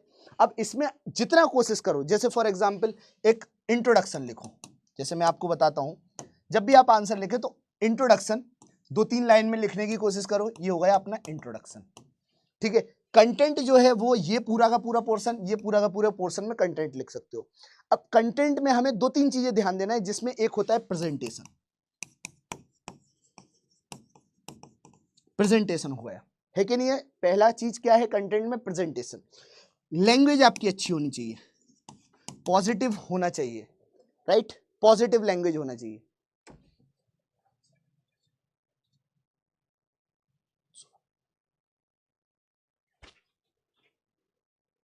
ठीक है, प्रेजेंटेशन हो गया, लैंग्वेज हो गया, क्लियर है। फिर आप देखेंगे ए से मैंने क्या बताया था, अप्रोच दिखना चाहिए आपको अपने आंसर में, ठीक है। अप्रोच, प्रेजेंटेशन, ये सब चीजें कंटेंट में होनी चाहिए। इवन आप डायग्राम्स बनाइए, जितने हो सकते हैं डायग्राम्स बना सकते हो। ज्योग्राफी में तो सबसे ज्यादा डायग्राम बनने चाहिए, राइट। फ्लो चार्ट्स बनाइए, फ्लो चार्ट्स बनाइए, और सबसे आखिरी में 2-3 लाइन में आप उपसंहार लिख दीजिए, कुछ फैक्ट्स दे दीजिए, ठीक है। तो इस तरह से अगर आप 5 मार्क जो 11 मार्कर जो लेंथी वाले क्वेश्चंस होते हैं ये आप लोग कर सकते हैं। आई बात समझ में बच्चों, ठीक है। तो अब हम लोग सबसे पहला प्रश्न, जैसे अगर हम देखें ग्लेशियल इरोशनल लैंडफॉर्म्स के बारे में। अब देखो ग्लेशियल इरोशनल लैंडफॉर्म्स में आप देखेंगे कई बार तुम लोगों ने वर्ड सुने होंगे, अरीट क्या है, मोरेन क्या है, राइट। ग्लेशियल पूरे के पूरे लैंडफॉर्म्स बहुत सारे, कोरीज क्या है, तो ये सारे के सारे ग्लेशियल लैंडफॉर्म के तहत आते हैं।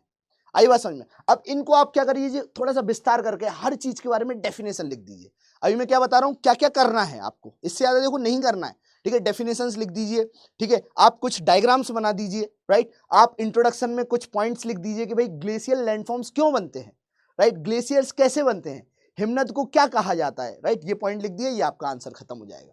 दूसरा, अगर आप क्वेश्चन देखते हैं, describe topographies created by the process of volcanic eruption.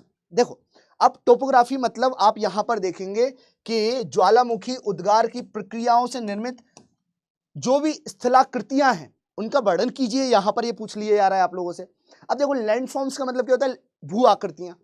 भू आकृतियां दो पार्ट में विभाजित हैं, जिनमें से एक आप देखेंगे एक्सट्रूसिव लैंडफॉर्म्स, दूसरा क्या है, इंट्रूसिव लैंडफॉर्म। जो इंट्रूसिव लैंडफॉर्म बन रहा है वो जमीन के भीतर बन रहा है, मतलब ये आप देख रहे हैं ये जमीन है और जमीन के जो भीतर बन रहा है वो हो गया इंट्रूसिव लैंडफॉर्म।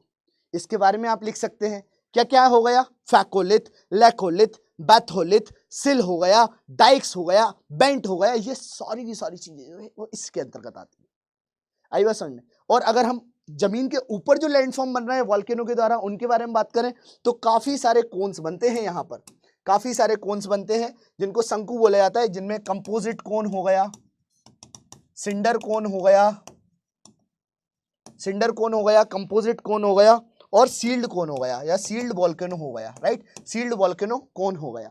इसको अपन इस तरह से बोल सकते हैं कि मिश्रित कुछ ज्वालामुखियां हैं, कुछ सिंडर ज्वालामुखियां हैं, कुछ ढाल वाली ज्वालामुखियां हैं, गुंबज वाली ज्वालामुखियां हैं। जैसे आप देखिए कि ये जो है जया बच्चन की हाइट वाली ज्वालामुखी हो गई, ये जो है जी शाहरुख खान सलमान खान की हाइट वाली ज्वालामुखी हो गई, और ये जो है जी हाइटेड वाली ज्वालामुखी हो गई जो बिल्कुल अमिताभ बच्चन और हम बोल सकते हैं खली की हाइट वाली ज्वालामुखी।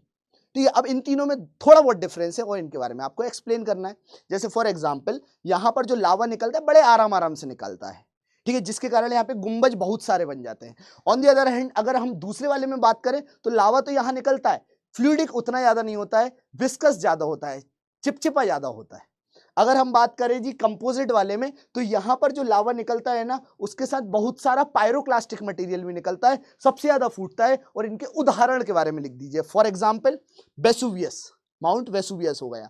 दूसरा उदाहरण वेसुवियस के अलावा आप लोगों ने पढ़ा होगा माउंट स्ट्रोम्बोली, है कि नहीं। इस तरह से आप लोग उदाहरण भी लिख सकते हैं और आपका आंसर ऑटोमेटिकली पूरा का पूरा हो जाएगा। इवन फ्यूजी हो गया, ये आपका आंसर हो जाएगा।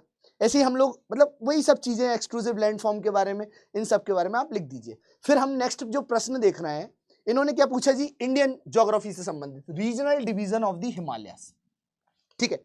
अब देखो आप लोगों ने हिमालय के बारे में पढ़ा होगा कि हिमालय जो सिस्टम है ना वो अलग अलग भाग में विभाजित है। जैसे कि आप लोग देखते हैं ग्रेटर हिमालय, ठीक है, आप देखेंगे जी लेसर हिमालय, आप देखेंगे जी आउटर हिमालय, आप देखेंगे जी शिवालिक रेंज, आप देखेंगे जी तराई रेंज, राइट। तो इस तरह से हिमालय के अलग अलग पार्ट आपको देखने को मिल जाएंगे, हिमालय के अलग अलग पार्ट। अब देखो इनके बारे में भी आपको एक्सप्लेन करना है, काफी सारी पीक्स मौजूद हैं, राइट। जैसे आप लोगों ने पढ़ा भी होगा कि काराकोरम रेंज हो गई, Karakoram, Ladakh range, Zaskar range, Pir Panjal range, Dhauladhar range, Nag Tibba range, Nag Tibba के बाद Mahabharat range, Garhwal range, Kumaon range हो गई। ऐसे करके काफी सारी रीजन्स हो गई। तो इन सब के बारे में आप लोगों को मतलब lesser Himalaya, outer Himalaya, greater Himalaya जितने भी हैं जी, जितने भी ग्रेटर हिमालय रेंज हो गया, लघु या मध्य हिमालयन रेंज हो गया, या फिर बाहरी या उप हिमालयन रेंज हो गया, ये सब के बारे में आप लोगों को डिस्कस करना है। आई बात समझ में। सब कुछ जितना हो सकता है हिमालय के बारे में, सिस्टम के बारे में आप लिख दीजिए जितना हो सकता है। इवन एक छोटा सा डायग्राम भी बना दीजिए, है कि नहीं। तो इससे आपका आंसर काफी ज्यादा बेटर हो जाएगा। नेक्स्ट जो इन्होंने प्रश्न पूछा है वो नेशनल वाटर ग्रिड से संबंधित है। किससे गाइस, नेशनल वाटर ग्रिड से संबंधित। अब देखो वाटर ग्रिड कैसे बनेगा, जब हम लोग सारी नदियों को मिलाने की कोशिश करेंगे। वाटर ग्रिड का मतलब क्या है कि सब कुछ एक दूसरे से कनेक्टेड है। आई बात समझ में? सब कुछ एक दूसरे से कनेक्टेड है। वाटर की हार्वेस्टिंग अच्छे से करी जा रही है। आई बात समझ में? वाटर की हार्वेस्टिंग के अलावा वाटर का इस्तेमाल सही से करा जा रहा है। काफी सारी नदियां हैं जिनमें साल भर पानी रहता है और वो पानी कहाँ पर टरका देती है जी? ओशन में, समुद्र में। तो हम उनका इस्तेमाल उन नदियों में ट्रांसफर करके कर सकते हैं जहां पर पानी की उपलब्धता नहीं है। आई बात समझ में? ये पॉइंट को आप समझिए, पानी की उपलब्धता नहीं है, राइट। जैसे फॉर एग्जांपल आप लोग देखेंगे इंटरलिंकिंग प्रोजेक्ट आर्थर होम्स की देन है। तो उन्होंने interlinking of rivers, making up of the dams and all, इन सब के बारे में बात करी है और इंटरलिंकिंग वाटर बेसिन्स के बारे में ट्रांसफर करने की इस तरह से बात करी गई है। तो यहां पर आप लोग देखेंगे कि हिमालयन कंपोनेंट्स आपको अलग से देखने को मिल जाएगा जी, ठीक है। और पेनिनसुलर लेवल पे महानदी गोदावरी को कनेक्ट करा जा रहा है, राइट। गोदावरी को कृष्णा के साथ कनेक्ट करा जा रहा है, कृष्णा को जो है पेन्नार के साथ कनेक्ट करा जा रहा है ना। इस तरह से आप देखेंगे जी, जो राजस्थान की साबरमती नदी है उसको कनेक्ट करा जा रहा है। केन बेतवा लिंक प्रोजेक्ट्स भी चलाए जा रहे हैं। मानस को सुवानसिरी के साथ कनेक्ट करा जा रहा है। द पॉइंट इज दैट संकोच के साथ, गंगा के साथ कनेक्ट करने की कोशिश। तो ये सब जितने भी हैं जी, ये सब नदियों को कनेक्ट ही इसलिए करवाया जा रहा है ताकि रिवर सिस्टम्स, एक नदी जो पानी है दूसरी नदी को पहुंचा सके। इसके बारे में आप लोगों को लिखना है। अब इसके क्या क्या फायदे हैं, क्या क्या नुकसान हैं, वो सारे के सारे पॉइंटर्स आप लिख सकते हैं इसमें। नेक्स्ट हम लोग प्रश्न की बात करें, फिजिकल फीचर्स ऑफ मालवा पठार। अब देखो फिजिकल फीचर ऑफ मालवा पठार तुम लोगों को मालूम है, हालांकि ये लावा प्लेट्यू के थ्रू बना था, लेकिन ये पठार है वो लावा के प्लेट्यू के थ्रू बने थे। और इनके बारे में आपको जो भी उत्तर लिखना है, जो भी लिखना है जी, ये जो है मैम निधि मैम तो करवाएंगी ही, बट बस इतना याद रखिएगा लावा पठार के थ्रू जो है, प्लेट्यू के थ्रू ये बना था। डेक्कन प्लेट्यू का ये पार्ट है, पेनिनसुलर प्लेट्यू का ये पार्ट है। आई बात समझ में? तो ये 2-5 पॉइंट्स अगर आप लोग लिख देंगे, किस तरह से लावा प्लेट्यू में लावा आया कि ये रियूनियन आइलैंड जो है इसके पास से भारत निकल रहा था, हॉटस्पॉट वॉल्केनिज्म होना चालू होता है और पूरे भारत पे कई लोगों को नहीं समझ में आ रहा होगा, क्यों? क्योंकि उन्होंने 6 की एनसीईआरटी, 7 की एनसीईआरटी, 8 की एनसीईआरटी कसम खा के रखी कि हम पढ़ेंगे ही नहीं। जब आप बेसिक नहीं पढ़ोगे तो तुमको कछु समझ में नहीं आएगा, ठीक है। तो इसलिए उन लोगों से मैं यही बोलूंगा कि भाई पढ़ना चालू करो यार, और एक बिल्कुल तपस्या कर लो, एक डायलॉग मार लो अपने आप को लेकर कि जब तक ना सफल हो नींद चैन को त्यागो तुम। क्या? जब तक ना सफल हो नींद चैन को त्यागो तुम, संघर्ष का मैदान छोड़कर मत भागो तुम, कुछ किए बिना ही जय जयकार नहीं होती। और आप लोग जो क्या कर रहे हैं जी, लहरों से लड़ रहे हैं, और लहरों से लड़ने पे क्या नौका पार होती है? लहरों से लड़ने पर नौका पार होती है। कुछ किए बिना ही जय जयकार नहीं होती, और कोशिश करने वालों की कभी हार नहीं होती, कभी हार नहीं होती। तो भाई एनसीईआरटी जिन्होंने नहीं पढ़ी है तो हार मत मानो, पढ़ना चालू कर दो। बहुत बेसिक चीजें हैं। प्रश्न को देख के अगर आप उत्तर नहीं समझ पा रहे हैं तो इसका मतलब ये है कि आपका बेसिक बहुत ज्यादा कमजोर है। मेरी क्लासेस भी चल रही हैं अलग अलग बैचेस में, but the point is that कि you need to understand all these thing, these are the basics, right, basics, right. अब आप नेक्स्ट क्वेश्चन देखेंगे, यहां पर भी सॉइल इरोजन की समस्या जो मध्य प्रदेश की है इससे रिलेटेड इन्होंने दे रखा है जी। इरोजन जो मृदा अपर्धन होता है ये अलग अलग प्रकार का है, हवा से भी अपर्धन होता है, रील से भी होता है, सीट अपर्धन भी होता है। अब देखिए गली इरोजन भी होता है। गली इरोजन आप लोगों ने देखा होगा चंबल की खाड़ी वाले क्षेत्र में, चंबल वाले क्षेत्र में, चंबल नदी के आसपास आपको देखने को मिल जाएगा, तो वो गली इरोजन हो गया, राइट। तो इस तरह से आप 4-5 पॉइंटर्स जो है वो इससे संबंधित लिख सकते हैं। नेक्स्ट जो प्रश्न पूछा गया है, मेजर पॉल्यूटेंट्स ऑफ वाटर। अब ये तो क्या ही बताएं, पानी में पॉल्यूशन कैसे होता है? कई चीजें जो ऑर्गेनिक होती हैं जी, जैसे कचरा हम लोगों ने डाल दिया, ऑर्गेनिक कचरा, ठीक है। जैसे ऑर्गेनिक हम इस तरह से बोल सकते हैं जो मिल जाता है, जो जमीन में भी मिल सकता है, ऑर्गेनिक बोलेंगे, राइट। कुछ माइक्रो ऑर्गेनिज्म, उससे पॉल्यूशन होता है कि नहीं है? कोरोना आ रहा है जी, कोरोना डेड बॉडीज डाली गई, उससे पॉल्यूशन हो जाता है। Nutrients, right. फिर सेडिमेंट्स के थ्रू कुछ इनऑर्गेनिक पॉल्यूटेंट्स होते हैं, कुछ थर्मल पॉल्यूटेंट्स होते हैं, कुछ रेडियो एक्टिव पॉल्यूटेंट्स होते हैं। जैसे फॉर एग्जांपल न्यूक्लियर वेस्ट निकला, वो रेडियो एक्टिव पॉल्यूटेंट्स में आ जाएगा। अब इनके बारे में जितना हो सकता है विस्तार में लिखिए, है कि नहीं। वाटर पॉल्यूशन एक बहुत ग्रेव, बड़ी विषम स्थिति है। Water everywhere, nowhere to drink, इस तरह से आप अपने पॉइंटर्स को लिख सकते हैं, है कि नहीं। तो ये जितनी भी मैंने आप लोगों को चीजें बताई, ये सारे के सारे पॉइंटर्स पे आप लोगों को काम करना होगा। इवन देखिए डिजास्टर मैनेजमेंट पे भी इन्होंने नेशनल पॉलिसी के बारे में पूछा, तो भाई पॉलिसी से संबंधित जितना हो सकता है कि डिजास्टर मैनेजमेंट क्या है, डिजास्टर मैनेजमेंट पॉलिसी क्यों लाई गई थी, भारत में कौन कौन से डिजास्टर्स देखने को मिले, सरकार का किस तरह से काम होता है, नेशनल डिजास्टर मैनेजमेंट फोर्स का काम क्या है जी, स्टेट डिजास्टर मैनेजमेंट फोर्स का काम क्या है जी, डिस्ट्रिक्ट डिजास्टर मैनेजमेंट फोर्स का काम क्या है, ये सारों के काम को भी आप लोग लिख सकते हैं। आई बात समझ में? तो ये जितनी भी चीजें हैं, इवन अधिनियम के बारे में लिखिए, एक्ट्स के बारे में लिखिए। एक्ट्स में आपको लिखा हुआ है कि भैया कब प्रिपेयर करा गया था, 2009 में, कैसे प्रिपेयर करा गया था, क्यों प्रिपेयर करा गया था। तो ये 2005 में डिजास्टर मैनेजमेंट क्यों लाया गया, 2004 में हमारे को थपाड़ा पड़ा था, अर्थक्वेक आया था, सुनामी आई थी, और सुनामी आई थी तो काफी सारे लोग साउथ इंडिया में पूरा का पूरा बह गया था, जिसके कारण बाद में हम लोगों ने डिजास्टर मैनेजमेंट के लिए एक अधिनियम बनाया। आई बात समझ में? तो ये 4-5 पॉइंटर्स अगर आप लिख देंगे तो इससे बेहतर और कुछ नहीं है।